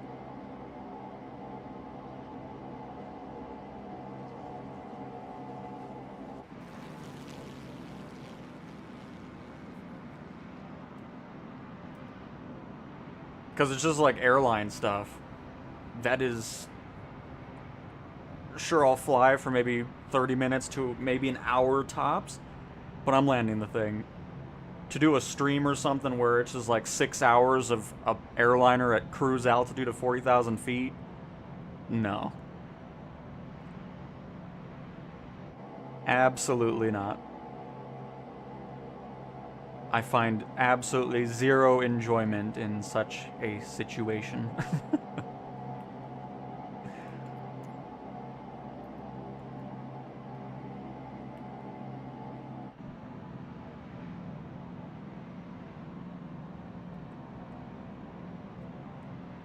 Because my philosophy is, if you need to leave for a while and just have music playing while you're streaming to a bunch of people, I don't feel like the content's very exciting. That's all I'm gonna say.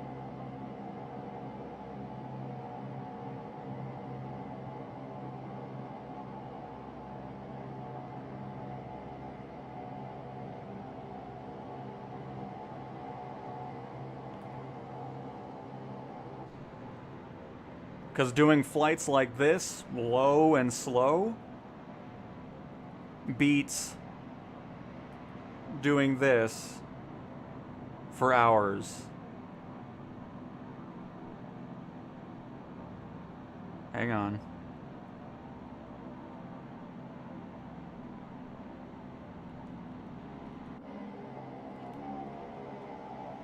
Where you just see this for hours? No.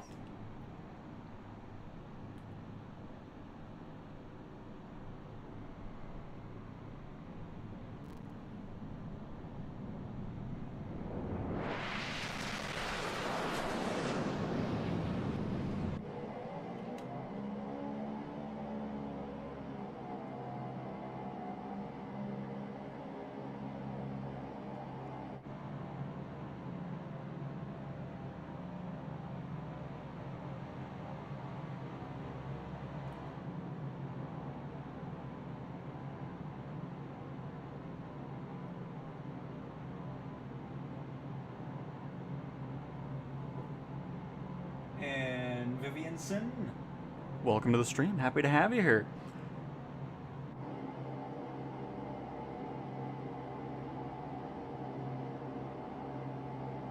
Some of the, speaking of music, some of the trailers that Planes put out has some of the most garbage music I could possibly imagine. Like, it's just like, what am I listening to right now? It's like a whole rave going on while showing a plane for 2 seconds. Like, okay, how about I just look at the plane and let me hear the stuff actually being clicked and everything like that. Goodness. Because I don't even really watch aircraft trailers anymore, because most of the time there's always some stupid soundtrack in the background. Like, what are we doing here? Let me hear the plane. I don't want to hear your stupid music selection, thank you.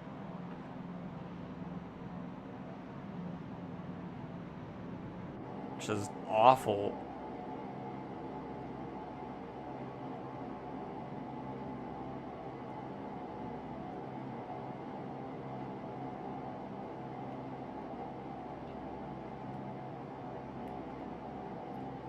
But alright, anyways, yeah, we're still heading the right way. I just want to make sure we were heading towards the airport I was wanting there.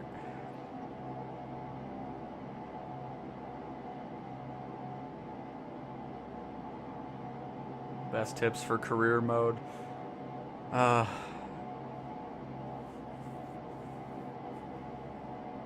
assuming the 172 for cargo, so light cargo. I mean, just work your way up to like a PC-24 for medium cargo. Would be my best recommendation on that. Can't beat a bit of Britney. I mean, it's like some dubstep garbage. Like, oh my goodness, it is just some of the most idiotic music I could possibly have heard. It's like, who listens to this? Oh. And what is it like? It's just, it's so not fitting what they're showing either.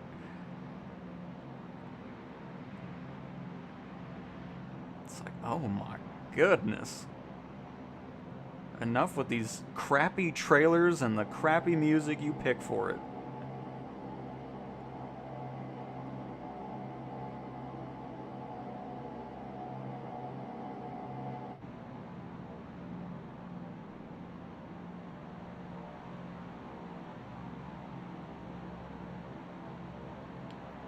So much about content nowadays is just so over edited and just, it's ridiculous. It's over edited, it's filled with too many ad reads, and it's just, that was one of the main reasons why I wanted to do my own content. It's like, why can't I just find something where it's just gameplay? I don't want to hear about your mattress sponsorship, or you got a Pimax for free, so I'm doing a VR video, and then you never see him do a VR video again. And it's just like, oh my goodness. Just do gameplay, and that's it. So I got sick of it, and did it myself. And I'm so glad so many of you want that experience as well. It's like, just want to click on a video, and get the news that I clicked the video on for, and then that's it. There's no filler, there's no clickbait, none of that garbage.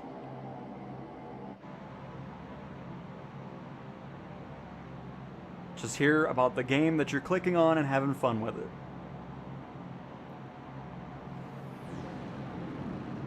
And watching Lincoln blast by with a lovely pass, just like the P-51, that still doesn't have the gears animated correctly in multiplayer.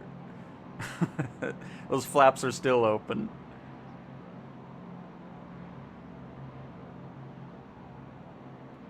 Nice PC-12 Maximal.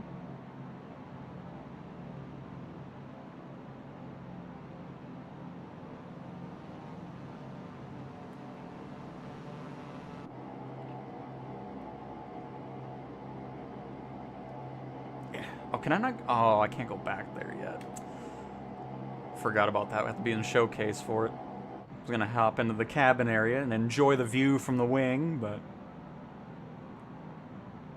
we cannot do that just yet. That's why I'm hoping this does get a 24 update, though.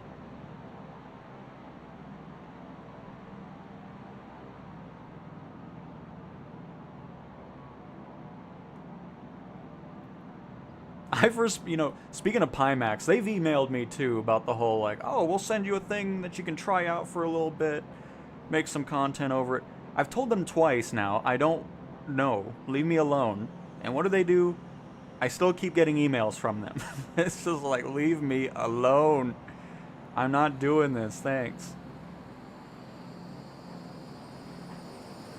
It's like, how many times do I have to email you saying no?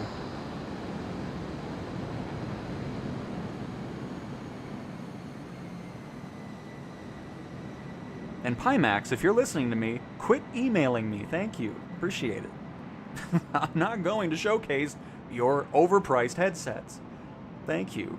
So that's the thing that's always funny to me. Speaking of discount codes with Pimax, isn't it like a 3% discount or something really, really low, considering you're spending thousands of dollars for those headsets?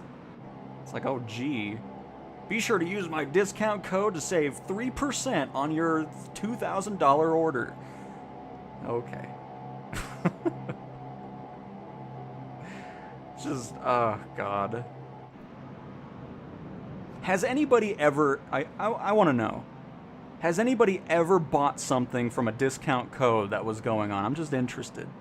For me personally, never. I always skip those ad reads. But,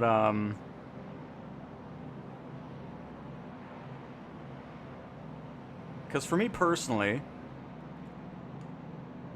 I don't know anybody that's ever bought something, like a VPN or the mobile games, and it's always so funny to me. Like, every video you look at now, there's always some random ad read.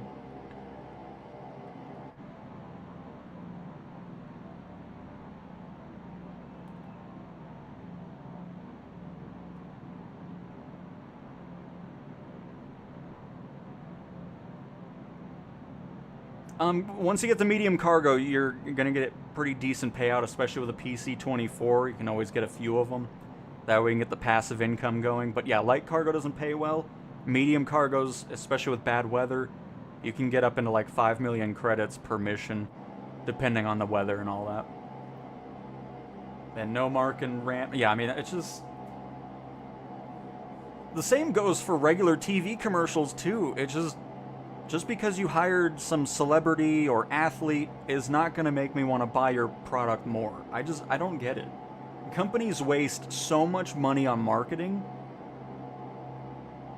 that I don't know. It's always been a weird thing to me where it's just like, why are they even spending money on this?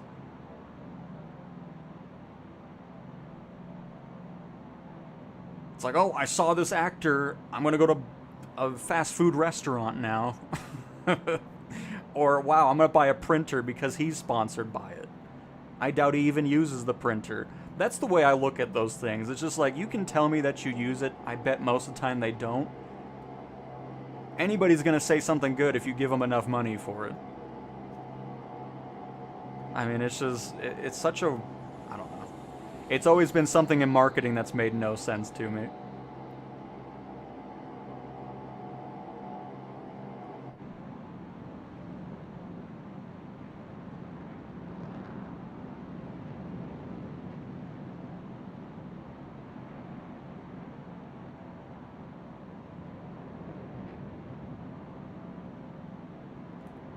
Yep, I got premium as well. I got premium as well.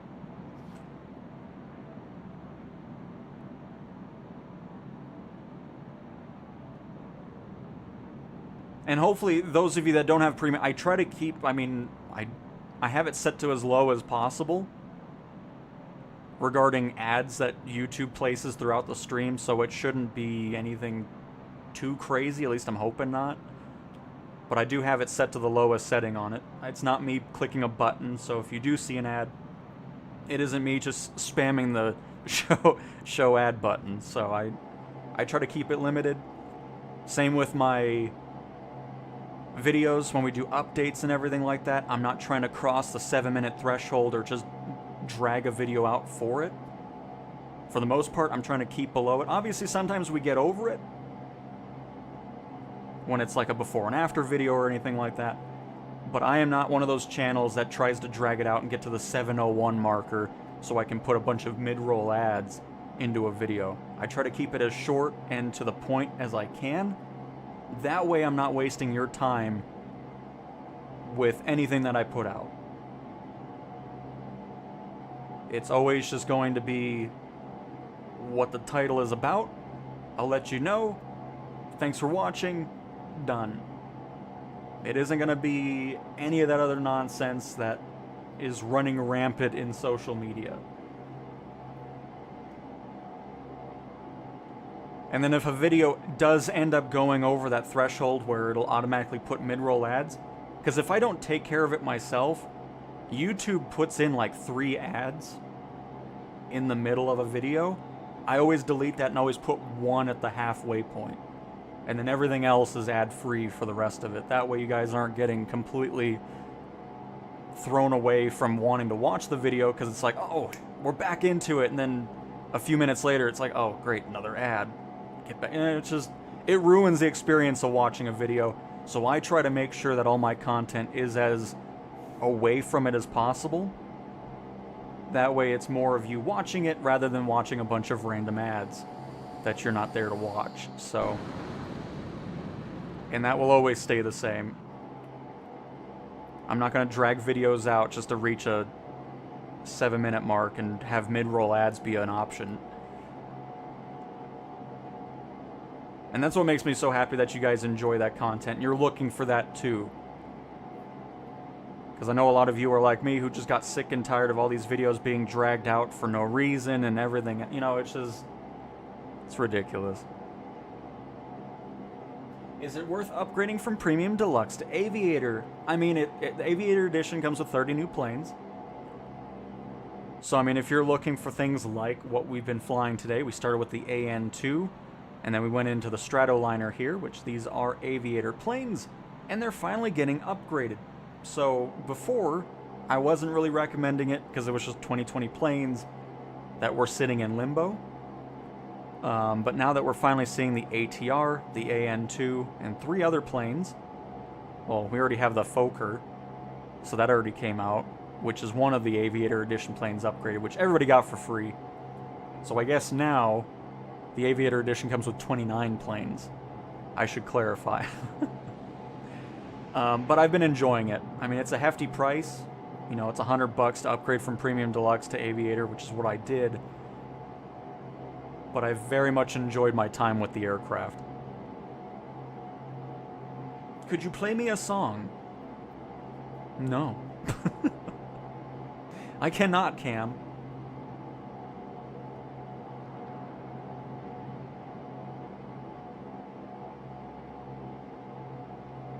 Where are we flying?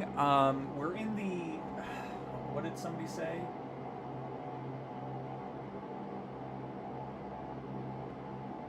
The Yasin Valley in Tajikistan. Tajikistan? Tajikistan. Whatever, you get the point. That's what, that's the region we're in.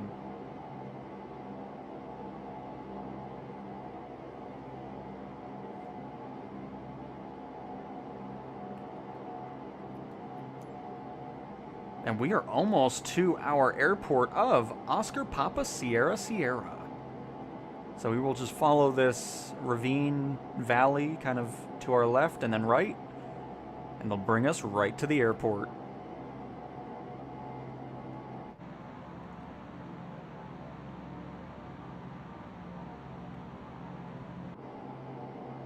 But back to the Aviator Edition, I mean, if you're looking to get a bunch of planes that are slowly finally getting upgraded, I'm pretty happy with my purchase of them.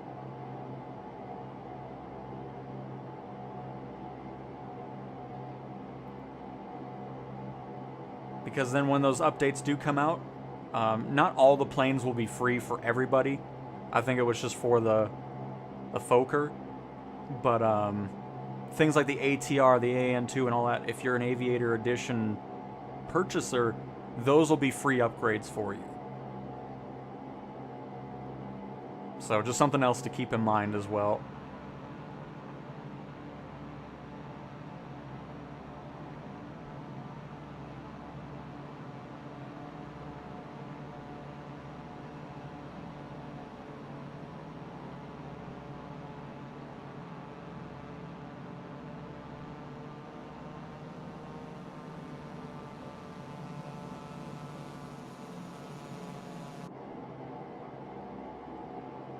Definitely had some nice views on this flight, though. I'm pretty happy with the route that we took.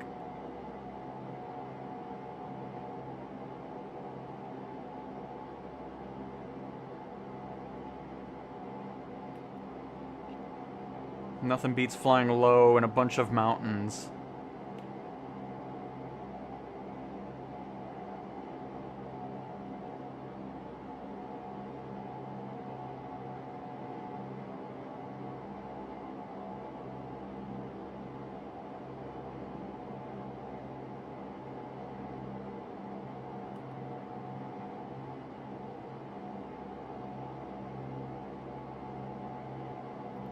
Glad you enjoyed it too, Jed.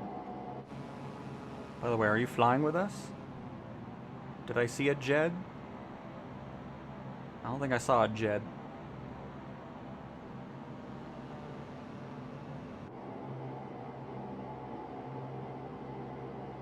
I appreciate it, Buzzing. Glad you enjoy the flights and just watching the content. I very much appreciate it. Welcome to the stream, by the way.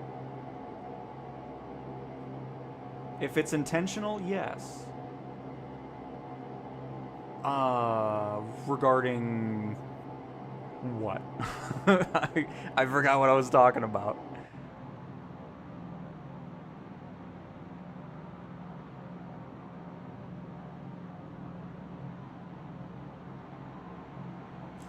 Yeah, Jadu, I don't know if it's because of the just overall performance regression and things that were going on with the console versions, if that's why the PlayStation's there.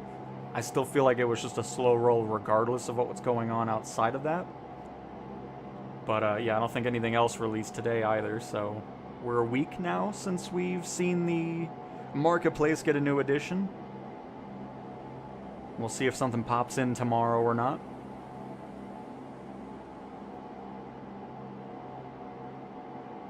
Oh, flying low. Oh, yeah, definitely.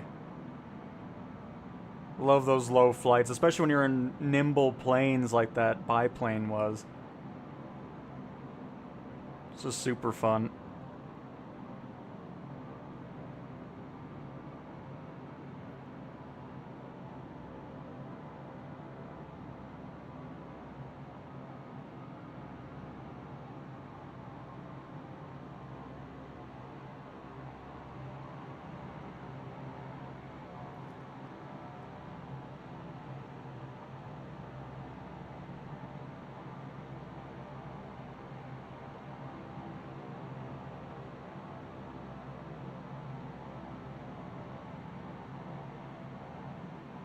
I love this plane. Stratoliner is just awesome.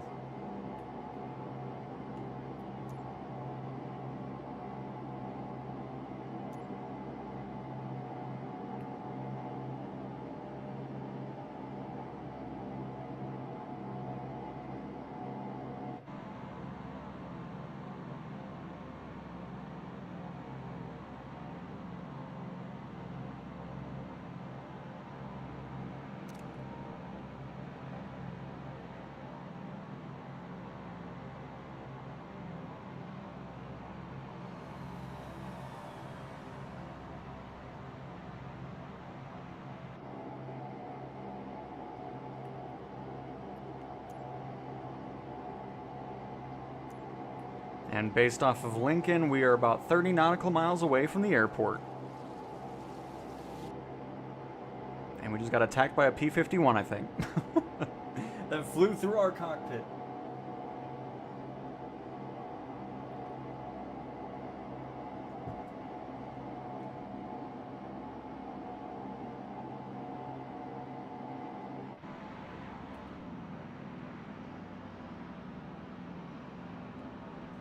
But yeah, in case you haven't seen the interior here.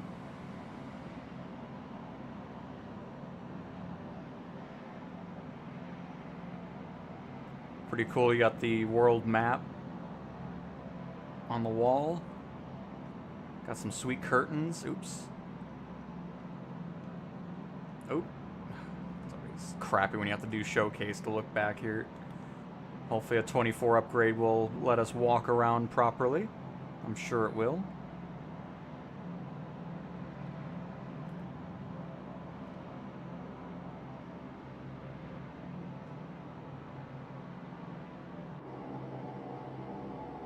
Greetings from Germany. Well, welcome from Germany. I'm happy to have you here, Pascal.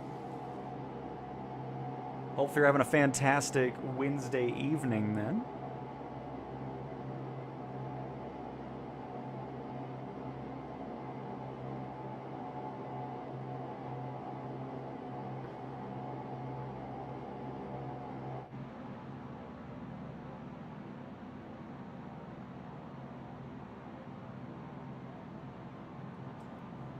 Looks cool seeing the snow transition out as it gets further down. Hopefully it doesn't reload. Like, I still don't know why it did that. That was very odd.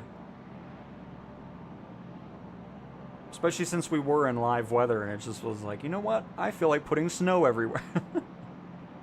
It's like, okay. Awesome to hear. Glad you're having a great evening. But yeah, so tomorrow, we'll of course do a Marketplace update video later in the day, but tomorrow morning we will be back in American Truck Simulator to dive into the Illinois DLC, maybe even dive into the new Volvo truck if that does release, and that'll be a fun way to start off our Thursday.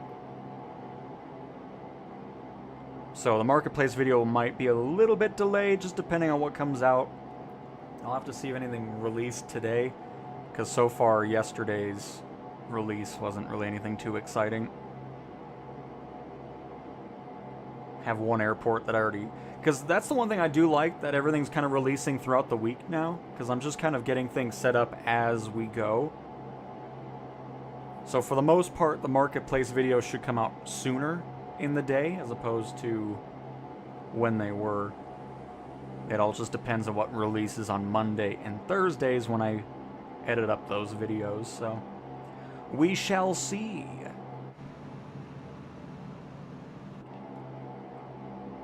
Oh, I was about to say, that's going to look great from the window.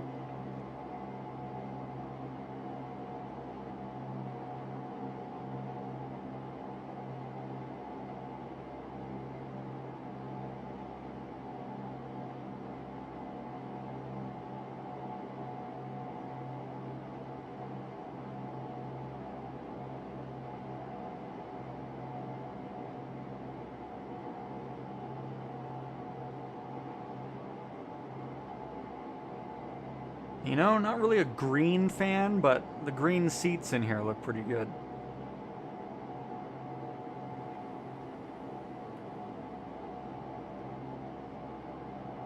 It's probably because of the green accents with the yoke and then, you know, the green trim back here on the radio.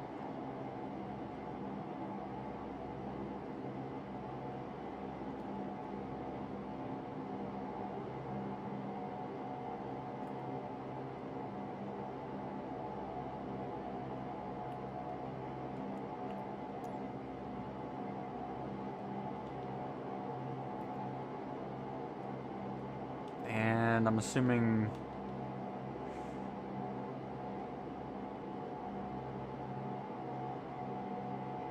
I think we're going to pass the airport, just keep following the river and then turn right on the final. I don't really feel like going over this. I mean, is it pretty hefty terrain? Or, I mean, not too bad, but I don't want to dive the plane in either, so we'll just go for the other side of the airport.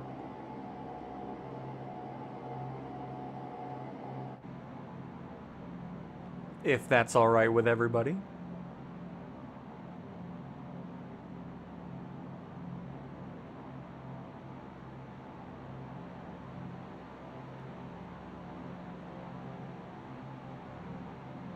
Thanks to everyone who's actually popped out to fly along today as well. Always cool to see the turnout. Hopefully you enjoyed the flight as well. Oh, I like how I say that and then somebody just left immediately. Fine. Whatever then. But before we wrap up the stream, I'm going to go check out the turboprop rating and see what rank we got out of that. I believe it was turboprop, right?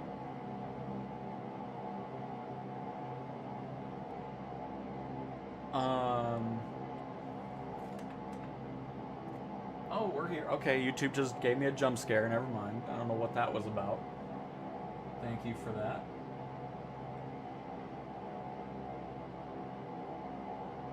Oh, and Jadu, I didn't even see you said that you were having problems with the... Yeah, because the G1000 and stuff like that can also error out. It's a whole thing. I'm hoping it does get fixed.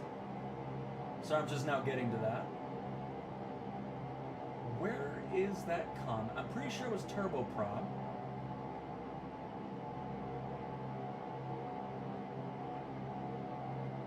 Oh great, now it doesn't go all the way back.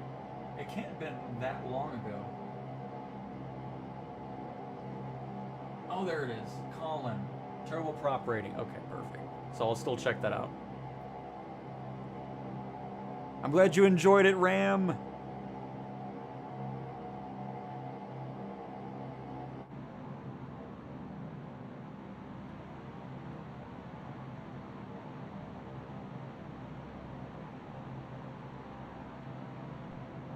The water masking is not great here because you get to see some really cool things from the satellite imagery that the water template just does not mask very nicely. It just kind of slopped on top of it as opposed to kind of blending with it. But see, that's what I was talking about earlier too. It'd be nice to see them utilize the satellite technology just to kind of clean things up like that. Especially in countries they're not allowed to go into with photogrammic imagery. Because, I mean, if we could just get terrain looking nice and updated with new satellite imagery, that would be a great thing, too. It doesn't necessarily have to have photogrammic if it doesn't need to, or it's just not possible due to government regulations and stuff. That would be nice. And co! It is. I love this Stratoliner.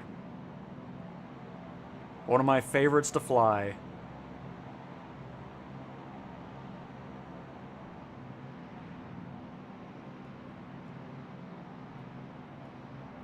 And you know what? I don't think we have to dive into the airport too badly.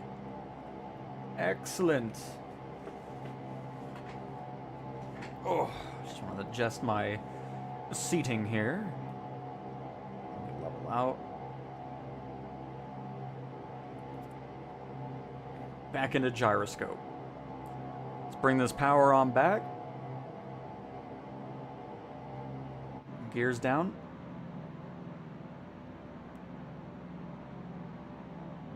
First notch of flaps.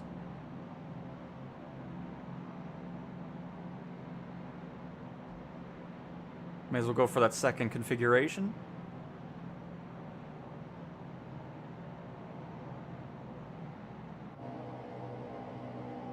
Sitting about 120 knots. We'll probably sit around 100. Maybe a little bit more than that. Because we have a hefty enough length of a runway here.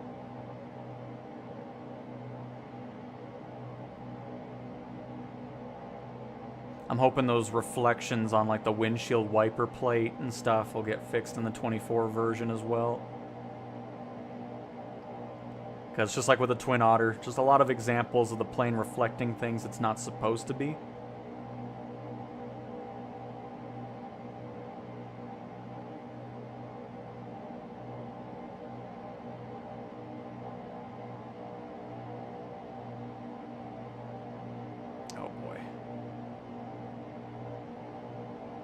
Fighting this wake turbulence here.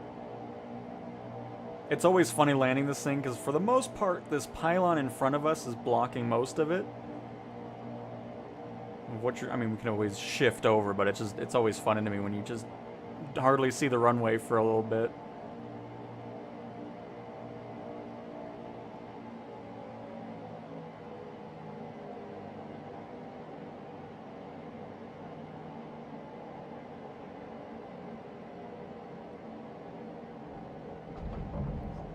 Tail first. Didn't mean to do that. That's alright. Still take it. No, that's not alright. I'm gonna do one more. Hang on. I say it's alright, but I want a better landing. Come on now. Come on now.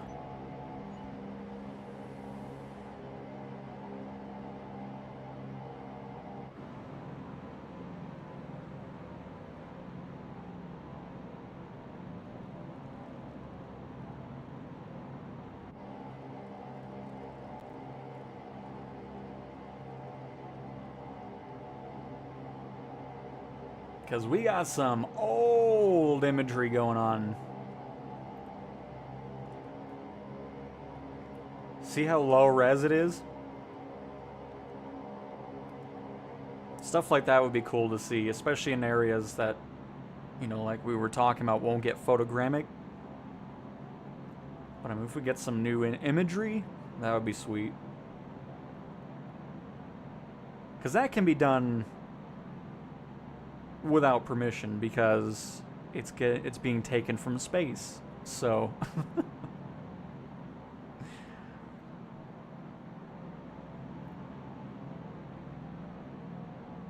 I do hope the next world update is going to be somewhere it hasn't been yet. That would be fun. And no, I'm not saying that because I was mad it was Australia or something. That's not what I mean by that. It just would be cool to see it outside of the US or Europe or Australia.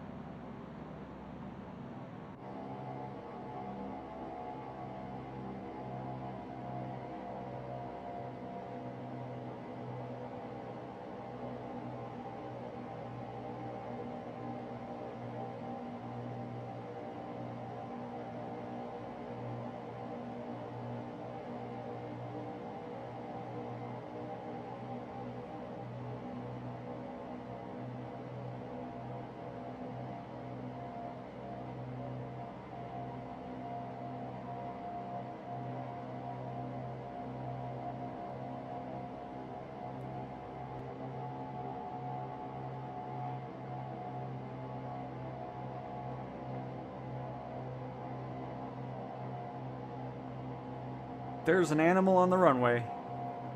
I think it's a cow. Beautiful.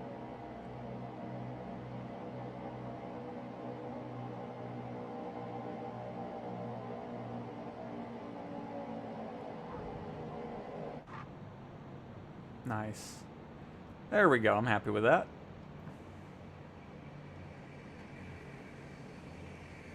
Stay on the center line.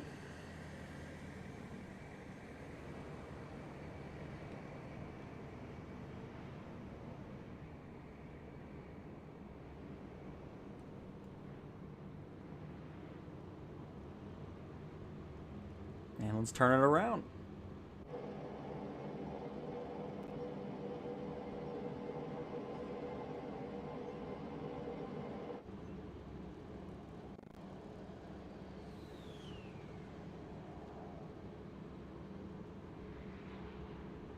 Nice T38 Volvo.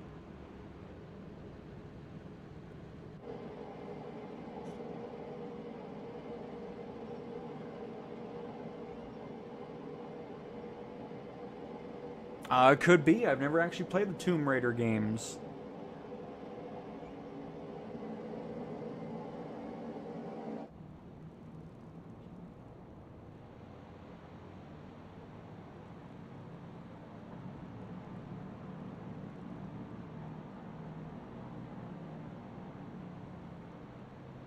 Oh, I thought the A10 was going for a strafing run. Oh, okay. Never mind. Never mind.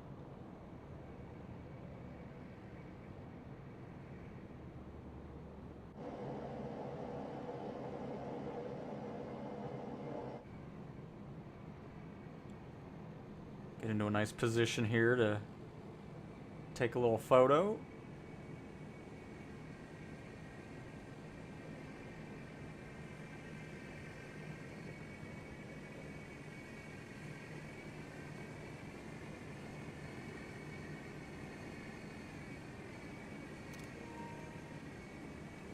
There we go.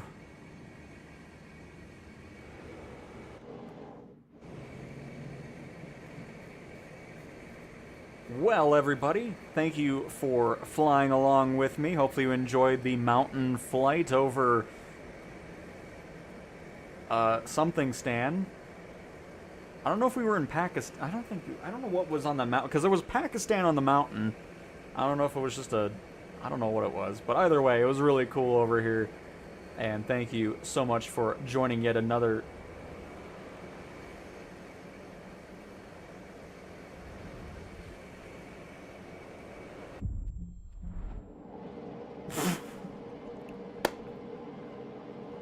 I'm not okay. Well, that's a first. I crashed the plane while in walk-around mode. Very interesting. Didn't even know that was possible until just now. Fascinating.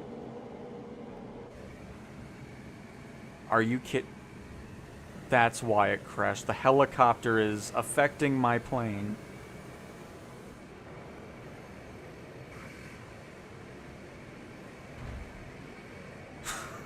Oh. Yeah. That is one strong helicopter, apparently.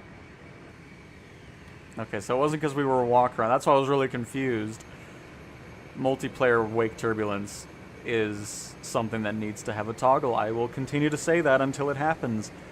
Because, yeah, that's just such a... I don't know why they added that, but... Anyways, thank you guys so much for joining the flight. I hope you guys enjoyed it. And... watch out for the multiplayer wake turbulence. Oh, here, actually, hang on. Let me do a little... Let me do a outside shot here. There we go. Perfect. Beautiful work, everybody. Let me do the career stuff really quick. See if the turboprop rating cannot get an A. And we'll see. And then we'll wrap up there from there. But again, thank you to those that stopped by. Always appreciate seeing so many of you want to fly along as well.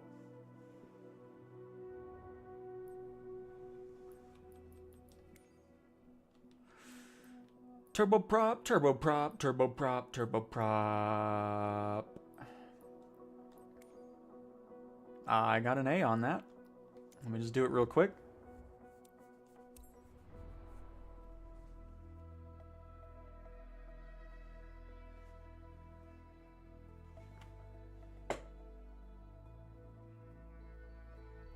Appreciate it, Silent. Glad you enjoyed it.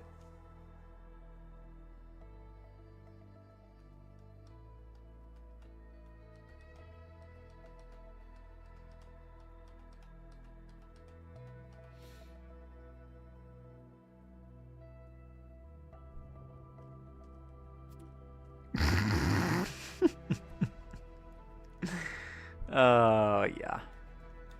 Memory resources low on a Grand Caravan. Amazing. What a bunch of crap.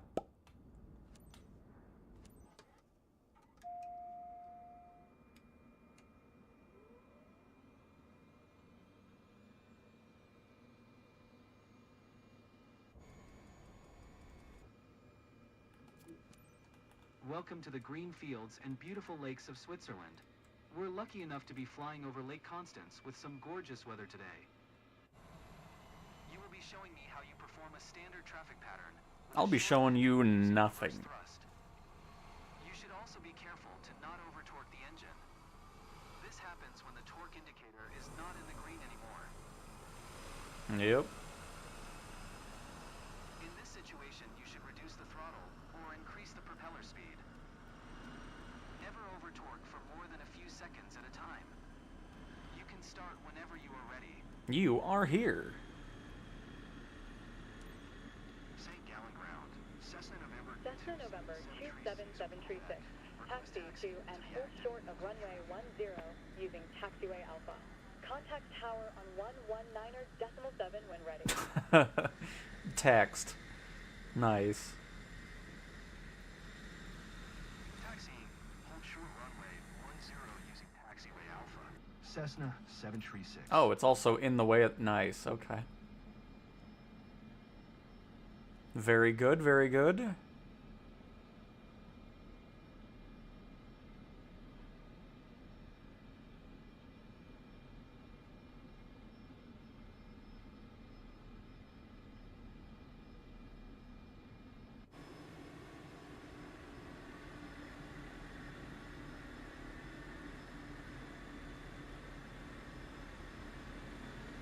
Host, we did a whole mountain flight and we wrapped it up just doing a quick little check here on this certification.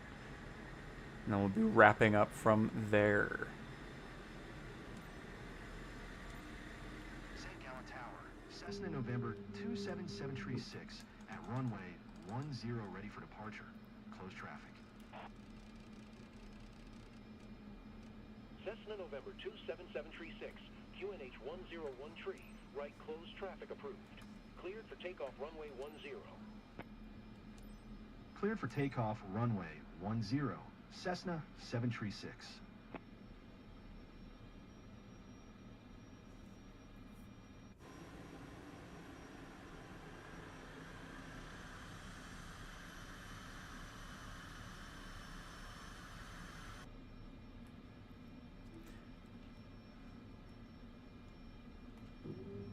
We'll get a second notch in there. Even no, I'm gonna stick with one. We don't need a second configuration on the flaps. Even getting the frame drops on, that's crazy. Craziness.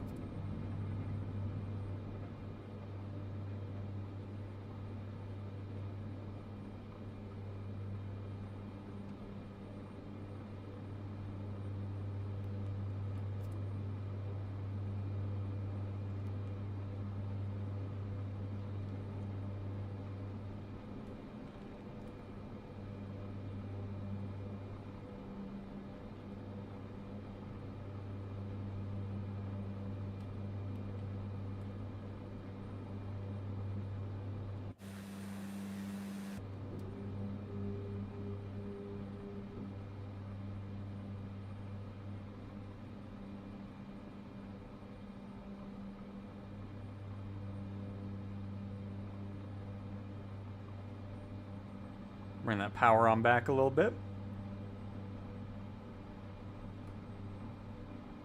Just gonna run this with autopilot, and that way we're not having to deal with anything.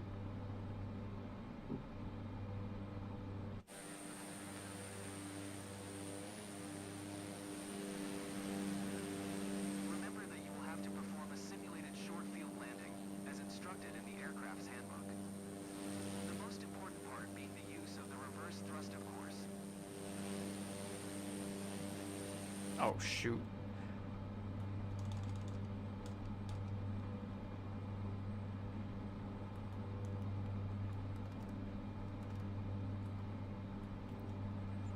I'm just looking at the view and the climb a little bit.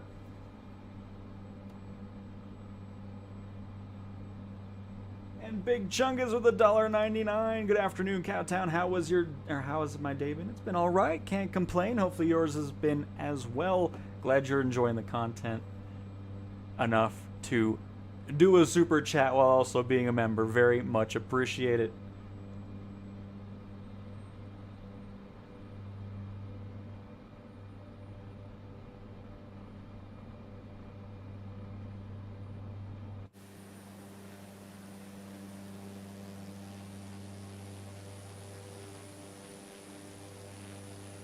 Cessna 736 WinCom, cleared to land runway 10.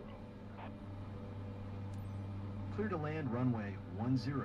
Cessna 736.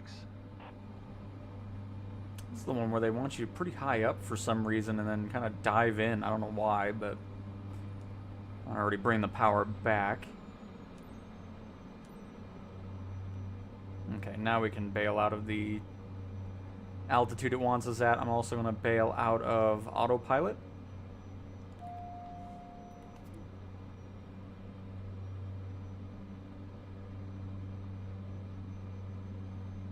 Gotta be careful, because the Grand Caravan sometimes has a detent and other times it doesn't. Or it'll just go into reverse thrust immediately.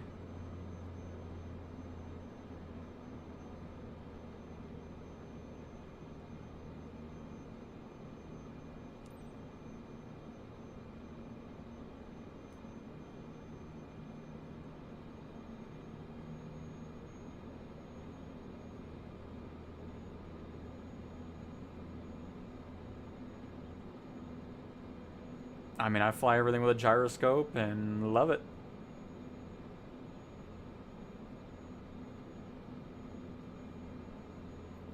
Or, I mean, even on Xbox and PC, I don't even use my HOTAS anymore. I just have the Xbox controller on that side, too.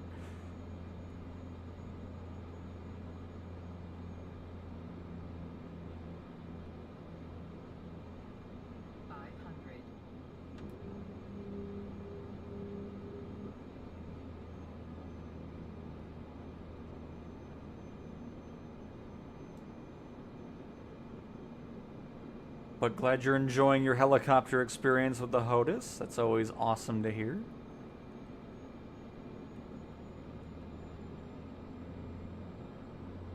Frame rate went low. It's back. Low again? Oh my god. This is crazy to me.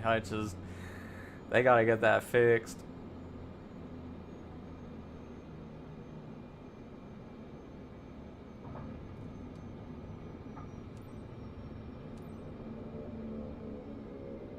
Cessna 736, exit runway when able. Oh, good. Taxi half a nautical mile now.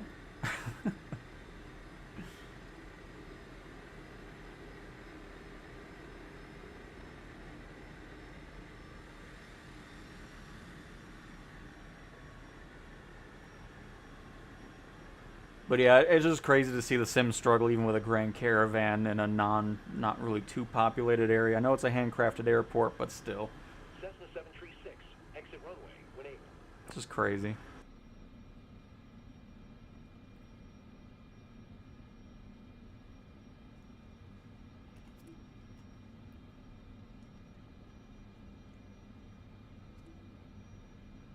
I like how there's a detent to go out of revert. Like, it's just, oh my goodness. Okay. I'm gonna leave it here though, at least we're not going too crazy on the speed. Tower's gonna talk to us again though. Exit when able. It's like, yeah, I'm getting there. Calm down. Cessna 736, exit runway when able. Calm down. Hey CJs, hello, hello.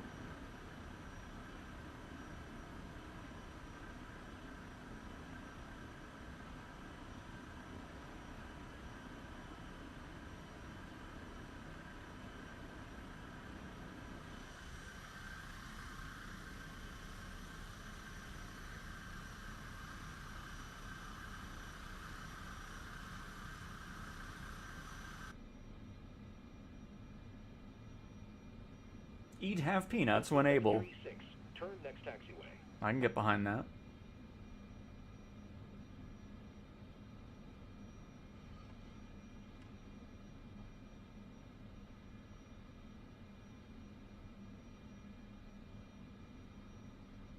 Cessna 736, contact ground on 121.805. Holy crap, stop. Why? What the heck is this? Goodness.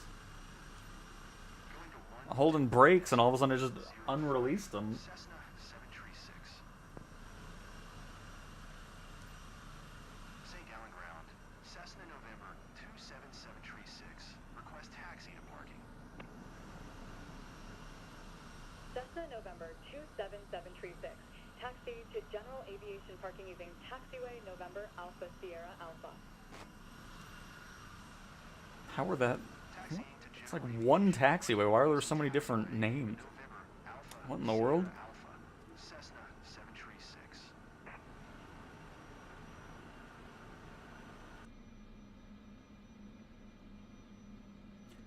We are about done for today's stream. We flew over in the Tajikistan, I believe is what it's called, region of the mountains over there. And I was just here to see if I can replicate an issue somebody was having with the certification. And then we are wrapping it up from there.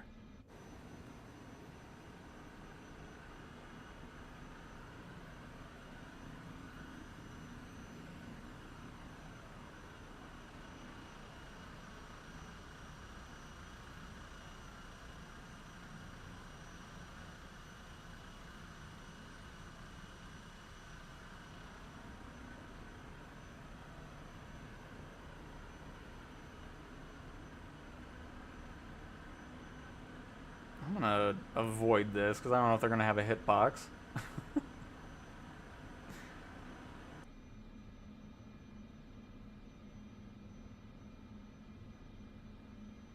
It was a fantastic flight, yep, absolutely. And then again tomorrow we're gonna be back in American Truck Simulator to check out Chicago and the Illinois DLC. Might even pop into the Volvo truck. We'll see what's going on with that, but should be fantastic. And then there will be a marketplace update video later in the day, of course, tomorrow. And then Friday, not sure what we'll do just yet. We shall see.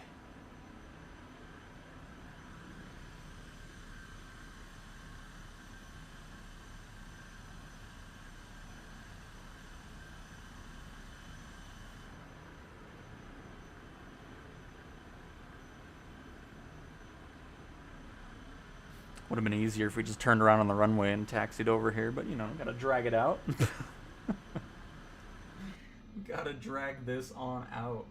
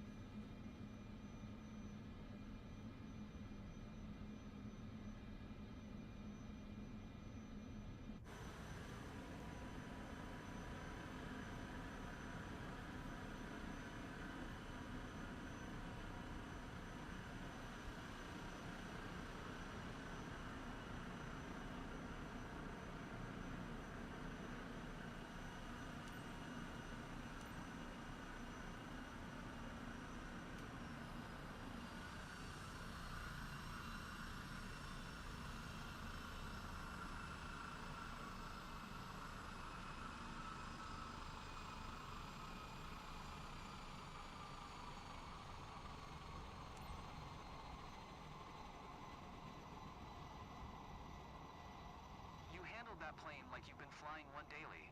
Congratulations on obtaining your turboprop certification.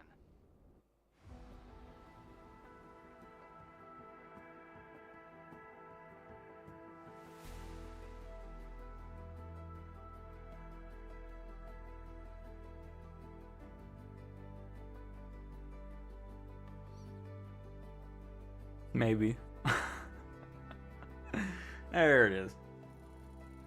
I'll respect taxi path, whatever.